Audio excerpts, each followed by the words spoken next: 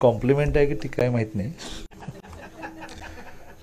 परंतु राजकारण्यांचं एक भाग्य असं असतं की त्यांना प्रत्येक कार्यक्रमामध्ये प्रमुख पाहुणे म्हणून उपस्थित राहता येतं, अशा अभ्यासपूर्ण पुस्तकाचं प्रकाशन करता येतं आणि कशावरही बोलायला सांगितलं जाईल हे लक्षात घेऊन तयारीसुद्धा करायला वेळ मिळतो.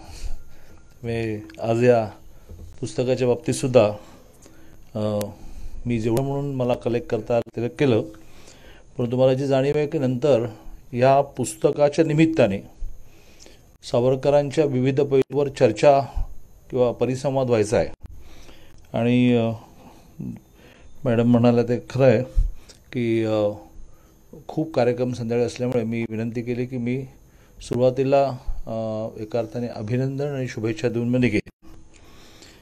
आज या ठिकाणी Veer Savarkar the man who कुड हॅव प्रिव्हेंटेड पार्टिशन या पुस्तकाचं जे प्रकाशन व्हायचं आहे, ज्या पुस्तकाचे लेखक उदयजी माहूरकर आहेत. अलीकडच्या काही कार्यक्रमांमध्ये आमची भेट झाली होती आणि विशेषतः उदय निरगुडकरांनी मला आग्रहाने असं म्हटलं की या कार्यक्रमाला तू काही करून वेळ काढून जायला पाहिजे. असे सर्वांचे परिचित आणि अशा प्रकारच्या संशोधन करून बेसिक लिहिण्यामध्ये ज्यांची प्रसिद्धी आहे असे उदय माहूरकरजींच्या पुस्तकाच्या प्रकाशनाच्या कार्यक्रमाला या ठिकाणी बरेच मान्यवर उपस्थित आहेत. प्रामुख्याने अविनाशी धर्माधिकारी, ज्यांना इतकं वजन कसं कमी झालं हे लक्षात न आल्यामुळे मी शेजारच्याला विचारलं की बघ धर्माधिकारी कसे आले नाही, ते म्हणले काही इथे बसले आहेत. त्यामुळे ते सावरकरांबरोबर त्यावरही बोलणार आहेत की मी माझं वजन कसं कमी केलं. अविनाशी धर्माधिकारी, शेफालीताई वैद्यजी ज्या लेखिका आणि सामाजिक कार्यकर्त्या आहेत, प्रामुख्याने अविनाशी धर्माधिकारी या सगळ्या विचाराला लोकांपर्यंत पोचवण्यासाठी जे भरपूर धडपड करतायत असे सावरकर फाउंडेशन आणि मी सावरकर हिंदवी स्वराज्याचे आयोजक रणजितजी नातू, साधारणतः अशा सगळ्या कार्यक्रमांना आपला सहभाग काय तर हे सभागृह उपलब्ध करून द्यायचं. मी गमतीने म्हटलं की त्यांना बुके द्या, मग भाडं द्यावं लागणार नाही. तर ते म्हणाले की नाही, बुके न देतासुद्धा मी मोफत देतो चांगल्या कार्यक्रमाला. असे सर्वांचे मित्र भूपालजी पटवर्धन, विक्रमसिंह मोहितेजी, सर्व मान्यवर. अलीकडच्या काळामध्ये खूप पुस्तके आली आणि खूप कॉन्ट्रोवर्सी पण निर्माण झाली. मग पुस्तकं आधी आली का पुस्तकं आली म्हणून कॉन्ट्रोवर्सी झाली का कॉन्ट्रोवर्सी झाली म्हणून काही जणांना लिहावं असं वाटलं, याचा स्टार्टिंग पॉईंट माहीत नाही. परंतु मी असं म्हणेन की ज्या वेगाने पुन्हा एकदा सावरकरांनी मांडलेले विचार समोर यायला लागले आणि विशेषतः ज्यांना अपीजमेंटचं लांगुलचालनाचं राजकारण करायचं आहे त्यांना तरुण पिढीला हा विचार जास्त अपील होईल की काय अशी भीती वाटायला लागली. तसं एक मोठी स्ट्रॅटेजी ठरली आहे की एखादा विषय हाणून पाडायचा असेल तर त्याच्याबद्दल गैरसमज निर्माण करायचा. बरोबर, दुर्दैवाने काही प्रमाणात का होईना, मी काही प्रमाणातच म्हणतो कारण पूर्ण म्हटलं तर अन्याय होईल, काही प्रमाणात का होईना त्या त्यांच्या प्रयत्नाला मीडिया साथ देतं, त्यातून एक परसेप्शन क्रिएट करण्यामध्ये मदत होते. तर गेल्या काही दिवसामध्ये पुन्हा एकदा हा विचार चिरंतन असल्यामुळे तरुणांपर्यंत जाईल की काय आणि मग तरुणसुद्धा सावरकरांच्या ह्या विचाराच्याबद्दल आग्रही होतील की काय, राज्यकर्त्यांना जाब विचारतील की काय, राज्यकर्त्यांना आपला अजेंडा सेट करताना हा अजेंडा सेट करा पहिलं असं म्हणतील की काय, अशा भीतीने सावरकरांना बदनाम करण्याचा खूप प्रयत्न झाला. आणि विशेषतः महाराष्ट्रामध्ये ज्या दोन राजकीय विचारधारा काम करतात, एक राजकीय विचारधारा ही हिंदुत्वाला मांडणारी आहे, ज्याच्यामध्ये दोन पक्ष होते त्यातला एक पक्ष आता तळ्यात मळ्यात आहे, आणि एक विचारधारा जी आहे जी नेहमीच या देशावर 500 वर्ष राज्य करणाऱ्या मुसलमानांचा या देशावर अधिकार आहे की नाही असं म्हणणारी एक विचारधारा आहे की त्याच्या आधी 5000 वर्ष राज्य करणाऱ्या हिंदूंचं हे राष्ट्र आहे असं त्यांना वाटत नाही. 500 वर्ष आक्रमण करून आमचे हालाल करणाऱ्यांचा मात्र क्लेम असं त्यांना वाटतं. अशा दोन विचारधारा क्लिअर कट ह्या बाकी छुटूक आहेत. तर ह्या दोन विचारधारांमध्ये जोपर्यंत दोघे एकत्र होते तर तशी हिंमत पण नव्हती. त्यातलं एक तळ्यात मळ्यात करायला लागल्यानंतर त्या दोन प्रमुखचे तीन झाले आणि त्याच्यातून मग अशा प्रकारच्या ज्याच्यातून पुन्हा एकदा ही मानचिन्ह निर्माण होतील, सन्मान निर्माण होईल, आदर्श निर्माण होतील अशा भीतीतून प्रामुख्याने सावरकरांवर हिट करणं सुरू झालं. आपल्याला माहिती आहे की मग कोणीतरी काँग्रेसच्या कार्यकर्त्यांनी मध्य प्रदेशमध्ये पुस्तक लिहिलं की सावरकर समलिंगी संभोगी होते. आता अलीकडे माफीनाम्याचा विषय आलेला आहे. तर अशा वेळेला हे पुस्तक हे खूप उपयोगी पडणार आहे. आणि आपला असं गैरसमज नसेल की बऱ्याच वेळेला आपण असं म्हणतो की नाही अलीकडची पिढी वाचत नाही, ती बिलकुल नाही. तर ती खूप वाचते आहे. मला विशेषतः राजकीय क्षेत्रात एक सोय असते की सगळ्या वयोगटांमध्ये काम करायला मिळतं. तर एक आत्ता पुस्तक प्रकाशित झालं आहे, मला वाटते मोरकरांच्या भाषणात आलं असेल, प्रशांत पोळने लिहिलं आहे की 15 ऑगस्ट 1947च्या आदल्या रात्री कोण कुठे होतं नावाचं एक पुस्तक फार चांगलं आलं आहे. आणि त्या निमित्ताने त्याने सगळं लिहिलं आहे की नेमकं 14 ऑगस्टला कोण कुठे होते आणि ते काय म्हणत होते. आता हे तरुणांपुढे आल्यानंतर म्हणजे कारण ही जी आता 18 ते 25 वयोगट आहे त्यांना फाळणी झालेला हिंसाचार, रेल्वे भरभरून आलेल्या गाड्या, सावरकरांनी ह्या फाळणीचा 40 सालीच भाकीत व्यक्त केलं होतं. मग सावरकरांनी हा आग्रह धरला होता की पाकिस्तान शत्रू नाही, नंतरच्या काळात चायना आपला शत्रू आहे, सीमांचं संरक्षण, काश्मीर, हे सगळेच विषय जे आहेत ते आता तरुण पिढीला भावतायत, आकर्षित करतायत. फक्त ती लॉजिकवर चालते, ती केवळ भावनिकवर नाही चालत, ती तथ्यांवर चालते, ती फोटोग्राफ्सवर चालते, ती फॅक्ट्सवर चालते.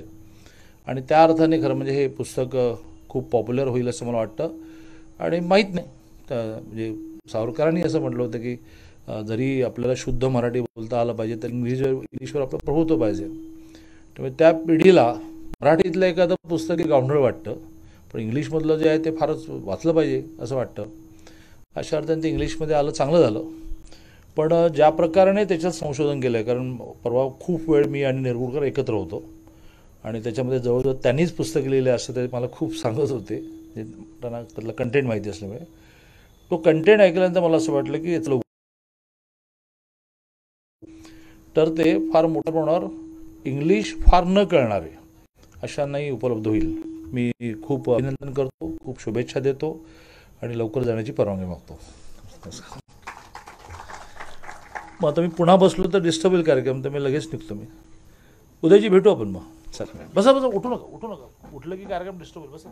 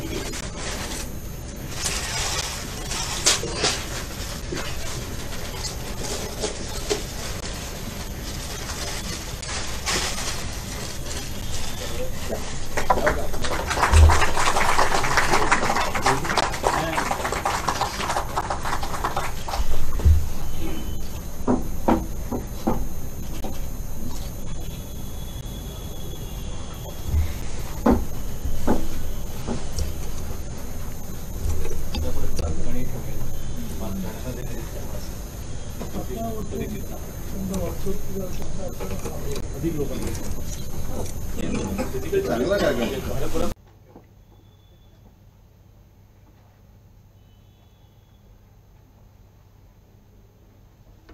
आता थोड्याच वेळात आपण ह्या पुस्तकावरच्या प्रकट चर्चेला सुरुवात करणार आहोत. मी विनंती करते की कार्यक्रमाचे प्रमुख पाहुणे अविनाश धर्माधिकारजी यांनी मंचावर यावं. तसंच पुस्तकाचे लेखक श्री उदय माहूरकर आणि श्री चिरायू पंडित यांनीही व्यासपीठावर स्थानापन्न व्हावं.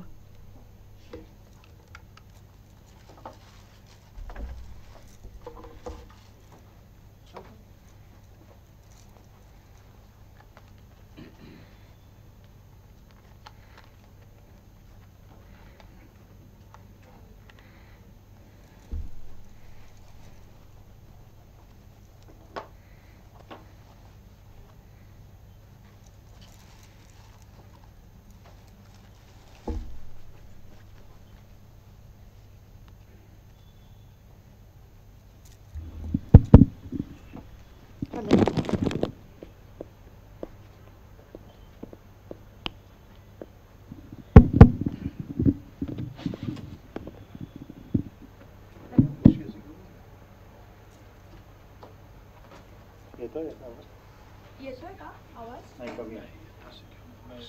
तो मी चेक करतो तोपर्यंत तुम्ही याने चालू करा. हॅलो, नमस्कार. ह्या उदय माहूरकर सर आणि चिरायू पंडित यांनी लिहिलेल्या सावरकर द मॅन हू कुड हॅव प्रिव्हेंटेड पार्टिशन या पुस्तकावरच्या प्रकट चर्चेचं संचालन करताना मला अत्यंत आनंद होतो आहे. एक तर ह्या कार्यक्रमाला प्रमुख पाहुणे म्हणून अविनाश धर्माधिकारीजी आपल्याला लाभलेत, जे सावरकरांचा जो विचार होता की राष्ट्रवादी विचारांच्या तरुणांनी प्रशासकीय सेवेत जावं, सैन्यात जावं, पोलीसमध्ये जावं, तोच विचार पुढे नेण्याचं काम, प्रॅक्टिकल काम अविनाश धर्माधिकारी सर करतात चाणक्य मंडलच्या थ्रू. त्यामुळे हा खूप तसा म्हणायचं तर दुग्ध शर्करा योग आहे की या पुस्तकावरच्या डिस्कशनला धर्माधिकारी सर प्रमुख पाहुणे म्हणून लाभलेत. आता हे सुरू करताना ॲक्च्युली मला रणजित नातूंनी सांगितलं की हा कार्यक्रम हिंदीमध्ये होईल. तर मी म्हटलं हिंदीमध्ये होईल म्हणजे माझी हिंदी हम बटाटे की चाळ की ओर से शिष्टमंडळ लेके आहे याच दर्जाची आहे. पण म्हटलं मी प्रयत्न करते. पण उदय माहूरकर सरांनी माझं काम सोपं केलं. ते म्हणाले की तुम्ही प्रश्न मराठीत विचारू शकता, मी उत्तर हिंदीमध्ये देतो. हा सुवर्णमध्य मला मंजूर आहे. तर पहिला प्रश्न चालेल चालेल. पहिला प्रश्न, and this is a question I think it's a question for all three of you. म्हणजे एकच प्रश्न मी विचारते पण मला तुमची तिघांची उत्तरं ह्याच्यावरती आवडतील की सावरकर हे व्यक्तिमत्व हे खूप लोकांना प्रेरणा देणारं आहे. आत्तासुद्धा या ऑडिटोरियममध्ये तरुण मुलं खूप आहेत जी सावरकरांवरच्या प्रेमापोटी इथे आलेली आहेत. तुम्ही तिघेही वेगवेगळ्या बॅकग्राऊंडमधले आहात, तुम्ही तिघेही देशाच्या वेगवेगळ्या भागांमधले आहात आणि तुम्हाला जोडणारा धागा हा सावरकर आणि त्यांचे विचार हा आहे. तर सावरकर तुमच्यासाठी काय आहेत? What does Swatantryaveer Savarkar mean to you as a person? याचं एक थोड्याशा याच्यामध्ये जर उत्तर दिलं तर खूप चांगलं होईल.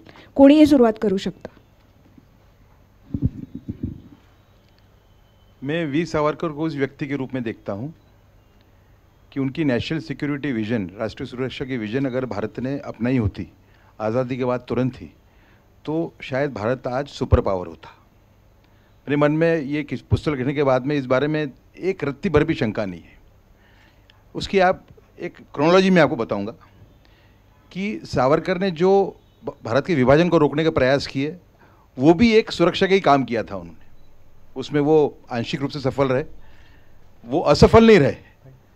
मतलब आपको ये समझना पड़ेगा कि अगर सावरकर और हिंदू महासभा न होती तो शायद भारत के और हिस्से पाकिस्तान को चले जाते.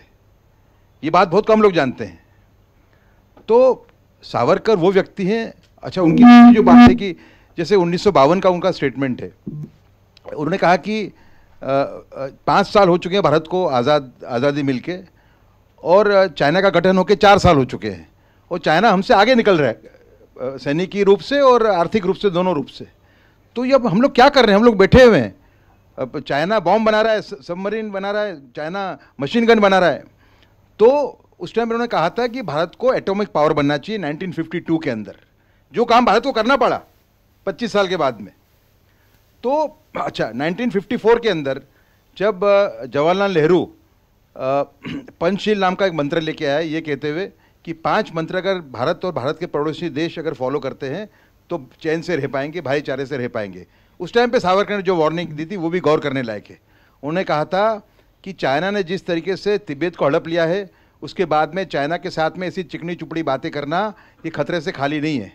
चाइना की जमीन हड़पने की जो भूख है उसको बढ़ावा मिलेगा, और मुझे थोड़ा भी अचंभा नहीं होगा कि भविष्य के अंदर चाइना भारत पर अटैक करके भारत की जमीन हथिया ले, जो उनकी भविष्यवाणी 8 साल के साथ सही पड़ी, 8 साल के बाद। उसके बाद उन्होंने उस टाइम पे दूसरा स्टेटमेंट उन्होंने इशू किया था। उन्होंने कहा था कि जवाहरलाल नेहरू, आपका जो पंचशील है वो जो मणके होते हैं माला के, rosary, beads of the rosary, वो हैं, और चाइना का जो पंचशील है वो बॉम्ब है, वो मशीन गन है, वो सबमरीन है, वो टैंक है। और उस टाइम पे हमारे जो युवा पीढ़ी को उन्होंने आह्वान किया था कि नेहरू सरकार जो है वो देश को बहुत गलत रास्ते पे ले जा रही है। सही में हमारी पॉलिसी ये होना चाहिए कि अगर कोई हाइड्रोजन बॉम्ब बनाता है कोई देश, तो हमें ऑक्सीजन बॉम्ब बनाना चाहिए। और उन्होंने कहा था कि military greatness is the only decider of Nations power end status. और दूसरा उन्होंने कहा था कि जब नॉन अलाइनमेंट की बातें चल रही थी, नेहरू जी मानते थे कि चाइना हमारा दोस्त है, तो उस टाइम पर उन्होंने पहले से भविष्यवाणी की थी कि कोई दो देश परमानेंट एनिमी, परमानेंट दोस्त नहीं हो सकते। इसका जो ये तय करता है, जो देश की जो आवश्यकता है उसके आधार पर ये तय होगा कि दो दोस्त परमानेंट दोस्त रहेंगे या एनिमी रहेंगे, मतलब परमानेंट दोस्त और एनिमी नहीं रह सकते। तो जो पूरी पॉलिसी हमारी रही पहले, करीबन नेहरू जी का, हालांकि बाद में काफ़ी उनको एक एहसास हुआ 62 वॉर के बाद में, जिस तरीके से उन्होंने चाइना को आरएसएस को बुलाया रिपब्लिक डे परेड के अंदर, वो एक एडमिशन था एक तरीके से कि उन्होंने गलत पॉलिसी परस्यू की थी। और नेहरू जी अगर 64 के बाद रहते तो मैं मानता हूँ कि सावरकर की बात भी मानते।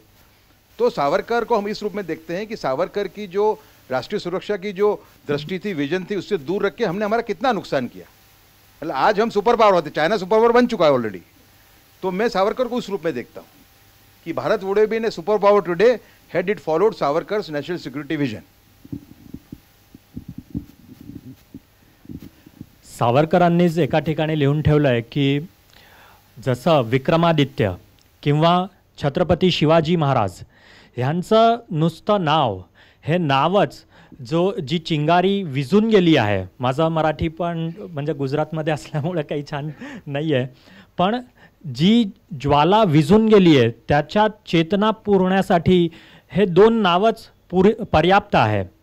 तर ह्या पिढीसाठी सावरकर हे विझून गेलेल्या ज्या चेतना आहे त्या प्रज्वलित करण्यासाठीचं हे एक नाव आहे। मध्ये एकदा अशी चर्चा होती, त्यात एक जण आल्या आणि म्हणाला की मी सावरकरांची डाय हार्ड फॅन आहे, मी वेडी फॅन आहे। तर मला तेच म्हणायचं आहे की सावरकरांचा कोणी तटस्थ असा राहूच नाही शकत। एकदा सावरकर वाचले, माझी जन्मठेप वाचली की मग तुम्ही त्यांना त्यांचे भक्तच व्हाल, आणि हीच माझी भूमिका आहे। हो, माईक माझ्याकडे पहिल्यांदाच येत असल्यामुळे मी जरा ही संधी पण घेतो। I take this opportunity to absolutely personally thank Uday Mahurkar and Chirayu Pandit for writing this book. It's a great book. पुस्तकाच्या प्रकाशन समारंभाला यायला मला नेहमीच आवडतं, कारण त्याची एक प्रत आधी फुकट मिळते. आणि यावेळी तर मी ते आधी पैसे देऊन विकत घेतलं पुस्तक. शिवाय चक्क प्रकाशन समारंभाला येऊन पुस्तक वाचून बोलतोय मी त्याच्यावर. Very good, very good, excellent. अजून न वाचता त्याच्यावर पांडित्यपूर्ण भाष्य करण्या एवढा मी विचारवंत झालो नाहीये, आणि कधी तसा न व्हावा सुद्धा. आता ताईंनी विचारलंय की तुम्हाला what Savarkar means to you. तर मी तर स्वातंत्र्यवीर सावरकरांच्या 4 ओळी कोट करीन की जविता रसाला लेखाप्रती विषय अनन्य तूची झाला, हे सावरकर आहेत. म्हणजे या मातृभूमीच्या प्रती इतकं समर्पण की जे जे म्हणून केलं ते सर्व या मातृभूमीच्या चरणी अर्पण केले. दुसरं जे सागरा प्राण तळमळणामध्ये येतात ओळी, गुण सुमने मी वेचियली या भावे की तिने सुगंधा घ्यावे, जरी उद्धरणी व्ययन तिच्या हो साचा, हा व्यर्थ भार विद्येचा. आणि काय हाताळलं नाही सावरकरांनी आयुष्यात, म्हणजे देशप्रेमाची उत्स्फूर्त प्रेरणा लहानपणची, तिथले आदर्श शिवाजी महाराज आणि मित्रमेळा आणि अभिनव भारतापासून पुढची सगळी वाटचाल की स्वतः एक क्रांतिकारक, व्हिजनविषयी कमालीची क्लॅरिटी, हे विशेषतः मी जर मुख्यतः तरुण मुलांशी बोलत असलो तोच की पुढची 68 वर्ष हा धगधगीत पेटलेला जो यज्ञ आहे सावरकरांचं आयुष्य, म्हणजे याचं सगळं मूळ आणि सगळी मूळ ताकद 1898 मधली ती रात्र की ज्याच्या दुसऱ्या दिवशी सकाळी इथे चाफेकर बंधूंना फासावर लटकवणार होते, आणि त्यावेळचा 15 वर्षाचा विनायक भगूरच्या घरी जागा होता. काय बिघडलं होतं त्याचं? आणि त्याच्या वयाच्या 15-16 वर्षी काय स्वप्न पाहत होता? तर रात्रभरच्या अस्वस्थतेतून त्या घरच्या अष्टभुजेसमोर जाऊन प्रतिज्ञा घेतली. किती कमालीची क्लॅरिटी आहे त्या ओळीमध्ये सुद्धा, व्हिजनची क्लॅरिटी आहे. मायभूमीच्या स्वातंत्र्यासाठी सशस्त्र क्रांतीचा केतू उभारून मारिता मारिता मरे तो झुंजेन. आणि या 1898 मधल्या या एका प्रतिज्ञा आपल्या आयुष्याची दिशा ठरवणारी, तिथून पुढची 68 वर्ष एक यज्ञ आहे पेटलेला. आणि हे क्रांतिकारक, हे संघटक, हे थोर समाजसुधारक, मी हेही म्हणतोय की काही वेळा विशेषतः राष्ट्रवाद आणि तो भारतीय राष्ट्रविचार याचा विचार करताना मला वाटतं की अनेक विचारवंतांनी एक म्हणजे डायग्नॉसिस करताना भारत काय आहे त्याच्या सामाजिक इश्यूजचं डायग्नॉसिसला हात लावलेला नाही, किंवा तो असा वरवरचा हँडल केलाय.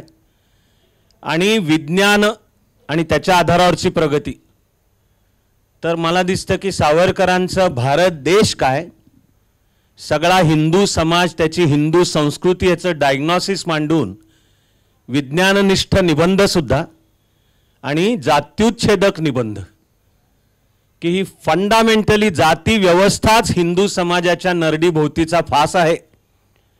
आणि तो जोपर्यंत आहे तोपर्यंत मग विकासाची वाटचाल पुढची अवघडून बसणार. हे डायग्नॉसिस करून त्यांनी जी समाज सुधारणेची पावलंसुद्धा उचलली, संपूर्ण देशात दलितांसाठी खुलं झालेलं पहिलं मंदिर की जे स्वेच्छेनी, हे सावरकरांच्या प्रेरणेतून आहे. ते आंबेडकरांच्या सर्व कार्याच्या पाठीशी उभे राहिले. आणि मला आता आवर्त घेतलं पाहिजे, पण साधा लिटरेचरचा विचार करा, किती फॉर्म हाताळले लिटरेचरचे. एखाद्या साहित्यिकाला साहित्यामधल्या कुठल्या तरी एका फॉर्मचा सूर सापडतो आणि त्याचं सगळं आयुष्य त्या एका फॉर्ममध्ये उजळून निघतं. तर सावरकरांनी कविता लिहिल्या त्याही ग्रेट, निबंध लिहिले तेही ग्रेट, कथा ग्रेट, साहित्यिक मूल्यावर सुद्धा म्हणतोय, कादंबऱ्या ग्रेट, आत्मकथन ग्रेट. तेव्हा what Savarkar means to me, त्या सांगितलेल्या 4 ओळी की हे सर्व समर्पण मातृभूमीच्या चरणी, that is what Savarkar means to मी.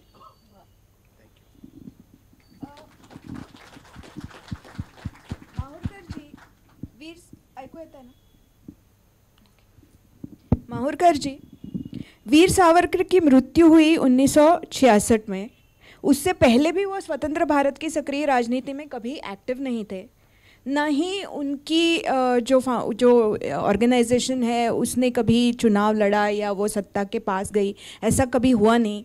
ना ही उनकी फैमिली में कोई ऐसा है जो बोलता है कि मेरी नाक मेरे नाना जैसी है इसीलिए मुझे महाराष्ट्र का मुख्यमंत्री बनना है. ना ही कोई कहता है कि मेरा रंग मेरे दादा सावरकर जैसा है इसलिए मुझे इस देश का पंतप्रधान बनाओ. ऐसा कोई नहीं है. लेकिन फिर भी सावरकर के विचारों से इतने लोग डरते क्यों हैं? इतने लोग इतनी असुरक्षितता क्यों महसूस करते हैं? देखिए, ऐसा है कि सावरकर, जैसे मैंने कहा, this is an extension of my earlier reply, you know, in one sense, वो देश की एकता और अखंडता के समय बड़े प्रतीक हैं. इस किताब में हमने बहुत ही बारीकी से इस बात को एक्सप्लेन किया है. तो जिनकी राजनीति, जिनकी आइडियोलॉजी विभाजित भारत पे निपटी है, those who survive on fragmented India, उनके लिए अनिवार्य है कि सावरकर को वो डेमोनाइज करें, सावरकर को राक्षस के रूप में प्रस्तुत करें। और ये कोई मुझे पूछेगा कि बीच में इंदिरा गांधी ने क्यों उनको प्रेस किया था, तो जितनी मुस्लिम तुष्टीकरण की भूख बढ़ेगी उतनी आवश्यकता सावरकर को बदनाम करने की भी ज़्यादा होगी।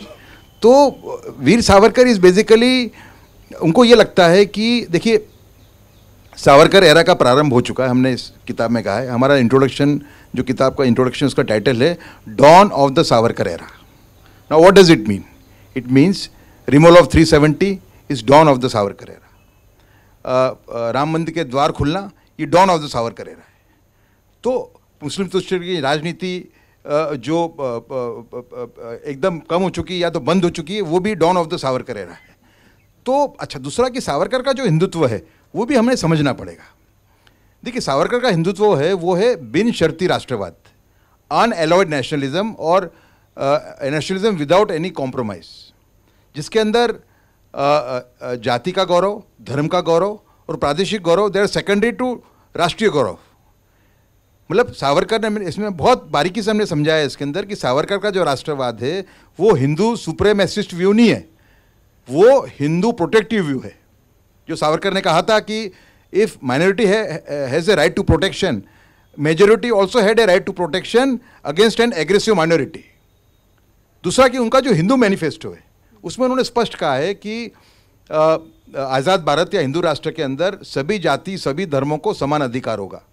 एक स्टेप और आगे जाते हैं और कहते हैं कि अगर जो धार्मिक अल्पसंख्यक हैं उनकी पूजा अर्चना में कोई बाधा डालता है तो the state will step in, सरकार उसमें हस्तक्षेप करेगी, उनको प्रोटेक्शन देगी। लेकिन लास्ट में एक वार्निंग देते हैं, the nation will not allow creation of a nation within a nation in the name of religious minoritism. और यही हमारी 70 साल की कहानी है। आप देखें कि देश का जो विभाजन हुआ उसके 2 या 3 मुख्य परिबल थे, कारण थे। एक था ऑफ कोर्स मुस्लिम लीग का कम्युनल कैंपेन, दूसरा था कांग्रेस की मुस्लिम अपीजमेंट की पॉलिसीज, और तीसरा था जो कंप्लीट नॉन वायलेंस का जो स्लोगन था। ये मेरे ख्याल से 3 कारण थे जिसके वजह से भारत का विभाजन हुआ। और 10 साल के अंदर, विभाजन के 10 साल में जवाहरलाल नेहरू के कहने से कांग्रेस ने केरला के अंदर केरला मुस्लिम लीग के साथ अलायंस किया, इलेक्टोरल अलायंस किया। मतलब जो पार्टी ने भारत का विभाजन करवाया था उस पार्टी के साथ ही कांग्रेस ने एक इलेक्टोरल गठबंधन किया। तो मतलब सावरकर जो है वो आपका क्या प्रश्न था मूल? हाँ, तो इसके लिए डरते हैं कि क्योंकि सावरकर की जो असलियत, जैसे एक दोस्त थे मेरे, मुसलमान दोस्त थे, उनका फ़ोन आया। मैंने एक लेख लिखा था डेलियो प्लेटफॉर्म है इंडिया टुडे का, उसमें आज से 5 साल पहले यही बात थी उसमें कि Savarkar's Hindutva is not a Hindu supremacist view, it is a Hindu protective view. और ये सब जो बात अभी बयान की मैंने वो समझाई थी उसमें। तो एक मुस्लिम दोस्त का मुझे फ़ोन आया था, क्या भावना से आया था मालूम नहीं। उसने मुझे ये पूछा कि माहौरकर हमको तो ये मालूम ही नहीं है, अगर ऐसा ही आप जो बोल रहे हो सही है तो हमारे इसमें तो हमारे विरुद्ध कुछ भी नहीं है। तो इनको ये डर लगता है कि अगर सावरकर को नई पीढ़ी ने अगर फॉलो करना शुरू किया और ऐसे अल्पसंख्यक जो भारत की मुख्य धारा में रहना चाहते हैं उन्होंने भी उनको समझ लिया तो फिर इनकी दुकान बंद हो जाएगी। ये मेन कारण है सावरकर को डेमोनाइज करने का। जी मेरा अगला सवाल चिरायु से है। सावरकर जी ने कभी भी अपने जीवन में कुछ भी घटा हो बात नहीं छिपाई। जो आज माफ़ी पत्र की बात करते हैं उनके बारे में तो सावरकर जी ने खुद अपनी किताबों में लिखा है। वो क्लेमेंसी पिटिशन थे, वो उनका राइट था डेमोक्रेटिक, तो उनको कभी ऐसा नहीं लगा कि उसको छुपा के रखना चाहिए, नहीं उनको कभी ऐसा लगा कि it is something that he should be ashamed of. और आज़ादी के बाद भी कांग्रेस ने भी कभी इस मुद्दे को कभी उठाया नहीं। इंदिरा गांधी ने तो सावरकर जी के ऊपर एक फिल्म्स डिवीजन की डॉक्यूमेंट्री भी बनाई थी। तो ये जो आरोप होना शुरू हो गया माफ़ी वीर सावरकर, ये जो प्रतिमा हनन शुरू हो गया सावरकर जी का, वो 2000 से आगे शुरू हो गया। आपको क्या लगता है कि ये जो सिस्टमैटिक अटेम्प्ट है to malign Savarkar, did it happen because his doctrine, his Hindutva was on ascendance and basically they couldn't counter the thought, so the easiest way was to counter the person who stated that thought? Is that the reason? मुझे जो लग रहा है कि मैं इसकी similarity देख रहा हूँ बामियान की बुद्ध प्रतिमा, जो पूरी त्याग से, तपस्या से बनाई गई थी, लेकिन उस प्रतिमा को, उस विचार को एक तालिबानी विचार आता है जो बम से उसे खंडित कर देता है। जो पूजनीय प्रतिमाएं हैं हिंदू समाज के लिए, इस राष्ट्र के लिए, उन प्रतिमाओं को, उन विचारों को खंडित करने वाली जो मानसिकता है, वो यही सावरकर के खंडन का जो कार्य कर रही है, वो वही मानसिकता है। तो सावरकर का राष्ट्रवाद जब पावर में आ रहा है और वो इम्प्लीमेंट हो रहा है, उस वक्त ये बातें होनी स्वाभाविक है। और यही उनकी स्ट्रेटजी, जैसे मैंने कहा, सोमनाथ से लेकर बामियान तक यही रहा है।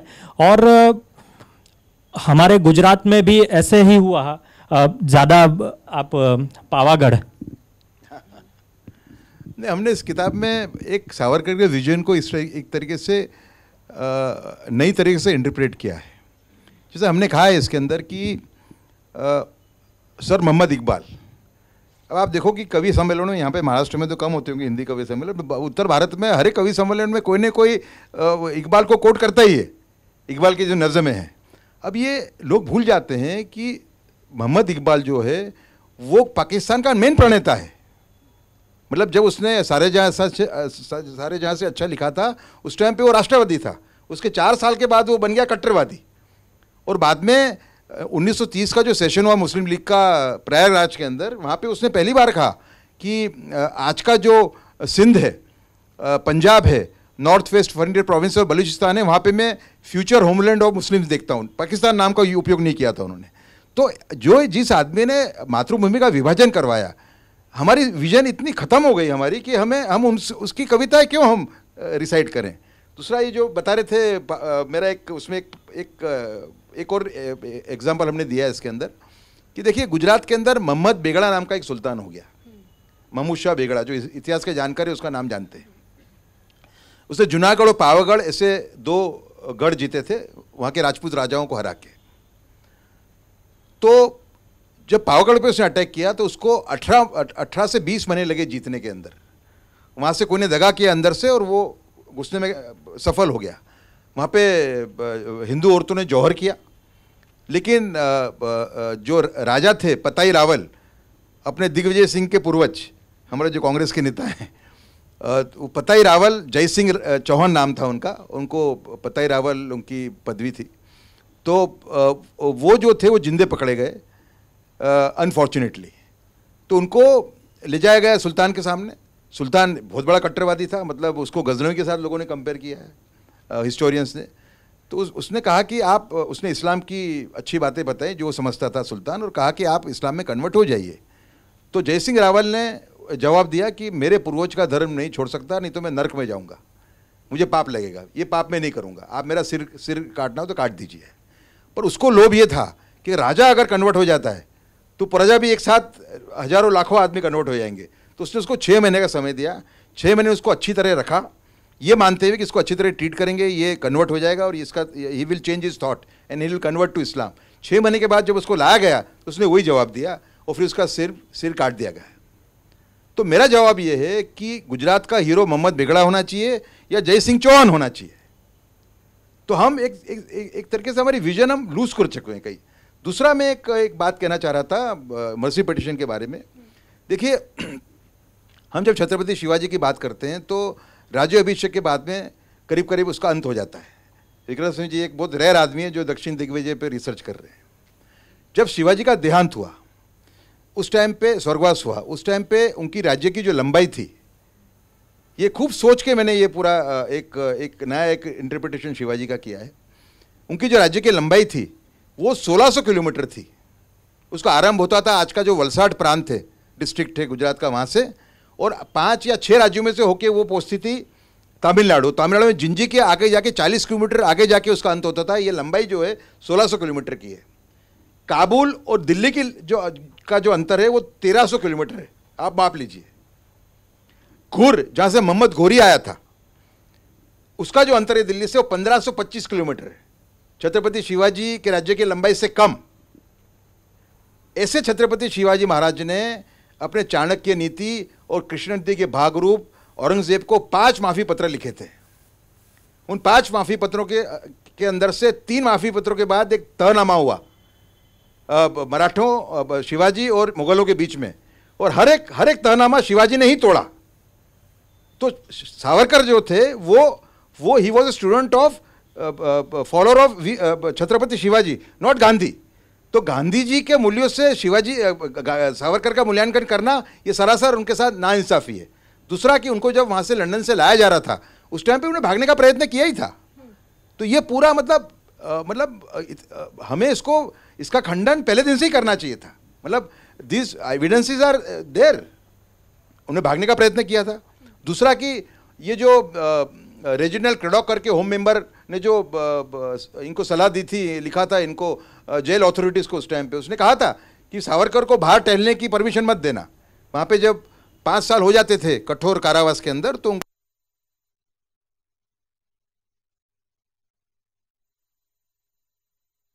उसने कहा सावरकर को परमिशन मत देना। मैं सावरकर के मर्सी पेटिशन पे एक रत्ती भर भी विश्वास नहीं करता हूँ, क्योंकि सावरकर को अगर आपने छोड़ा तो उसके जो दोस्त हैं वो पूरे दुनिया भर में, पूरे यूरोप में हैं क्रांतिकारी दोस्त। वो कोई एक वाहन लेके आएंगे और सावरकर के यहाँ से भगा के ले जाएंगे।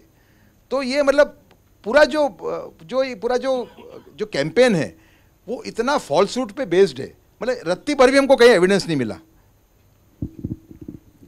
मैं इस कैंपेन को पॉजिटिवली भी देखता हूँ, क्योंकि इससे पहले एक परिस्थिति ऐसी थी गुजरात में भी कि एक निरंजन त्रिवेदी करके लेखक है, उन्होंने एक लेख लिखा था कुछ 10-12 सालों पहले कि एक जॉब मांगने लड़का जाता है, उसे इंटरव्यूअर पूछता है कि बताइए सावरकर कौन थे।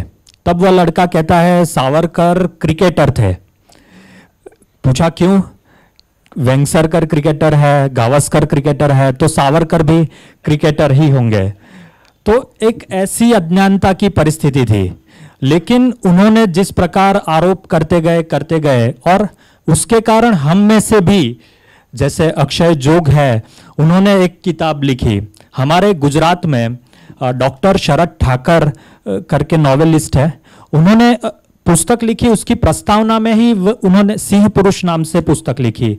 आज उसकी 5वीं 6ठी आवृत्ति पूरे विश्व भर में प्रसिद्ध हो चुकी है और करीब 50,000 से ज़्यादा कॉपीज बिक चुकी है गुजराती में। तो उन्होंने यही लिखा कि ये पुस्तक मैंने लिखी नहीं है, मणिशंकर अय्यर और सोनिया गांधी ने मुझे मजबूर किया है कि मैं ये पुस्तक लिखूं। तो ऐसी परिस्थिति, विक्रम संपत जी भी उन्होंने वे भी बड़ौदा आए थे, तो भी उन्होंने यही बात कही थी कि मैं तो कॉन्वेंट में पढ़ा लिखा हूं, मुझे ये टेक्स्ट बुक्स में कभी दिखाई नहीं दिए सावरकर। लेकिन ये जो आक्षेप होने लगे उसके कारण वो इस विषय के ही और मुड़े। तो मैं इसे पॉजिटिवली भी देखता हूं। जैसे मोदी जी कहते हैं जितना कीचड़ उछालोगे कमल उतना ही खिलेगा, वो सावरकर जी के बारे में भी सही हो रहा है। हमने अपनी पुस्तक का जो एंड किया है, अनंत किया है, बहुत अच्छी तरह किया है। मैं आपसे शेयर करना चाहूँगा। जयदा जोगलेकर करके एक बहुत बड़े एक्सपर्ट थे सावरकर के विचारों पे। जब सावरकर जी का स्वर्गवास हुआ उस टाइम पे उन्होंने एक लेख लिखा था, बहुत अच्छा लिखा था, उनका एनालिसिस करते उनका जो कंट्रीब्यूशन है देश के लिए। लास्ट में लिखा था अ प्रोफेट डाइड इन वाइल्डरनेस। एक बड़ी पेनफुल उसमें से एक भावना आती है। हमने इसमें लिखा है कि जोगलेकर अपने जो पेन था सावरकर का जाने का, सावरकर के साथ जो व्यवहार हुआ, उसमें एक बहुत गोल्डन ट्रूथ वो भूल गए। वो ट्रूथ वो बात ये है कि जो सच है, नियम है कुदरत का वो समाज के सामने आता ही है, भले देर से आए। तो हमने लिखा है कि गौतम बुद्ध का जब निर्वाण हुआ उसके बाद 200 साल तक उनको कोई नहीं जानता था। सम्राट अशोक आए, उन्होंने बौद्ध धर्म अंगीकार किया, उसका प्रचार शुरू किया। आज बौद्ध धर्म दुनिया का विश्व का चौथा सबसे बड़ा धर्म है।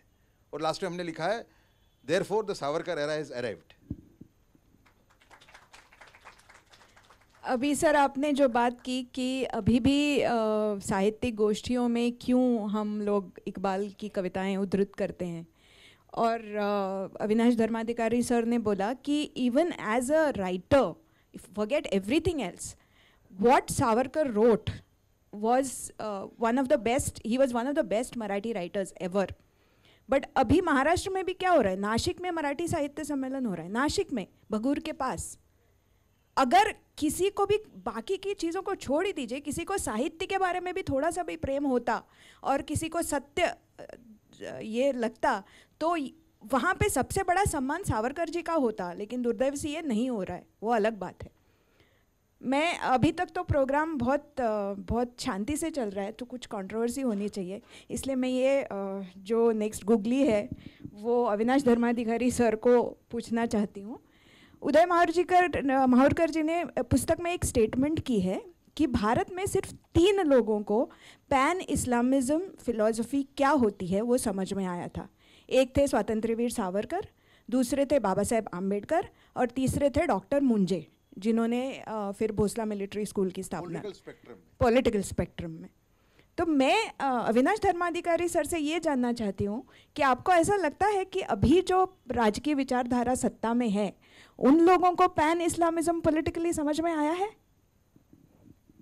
हा गुगली मला मान्य आहे.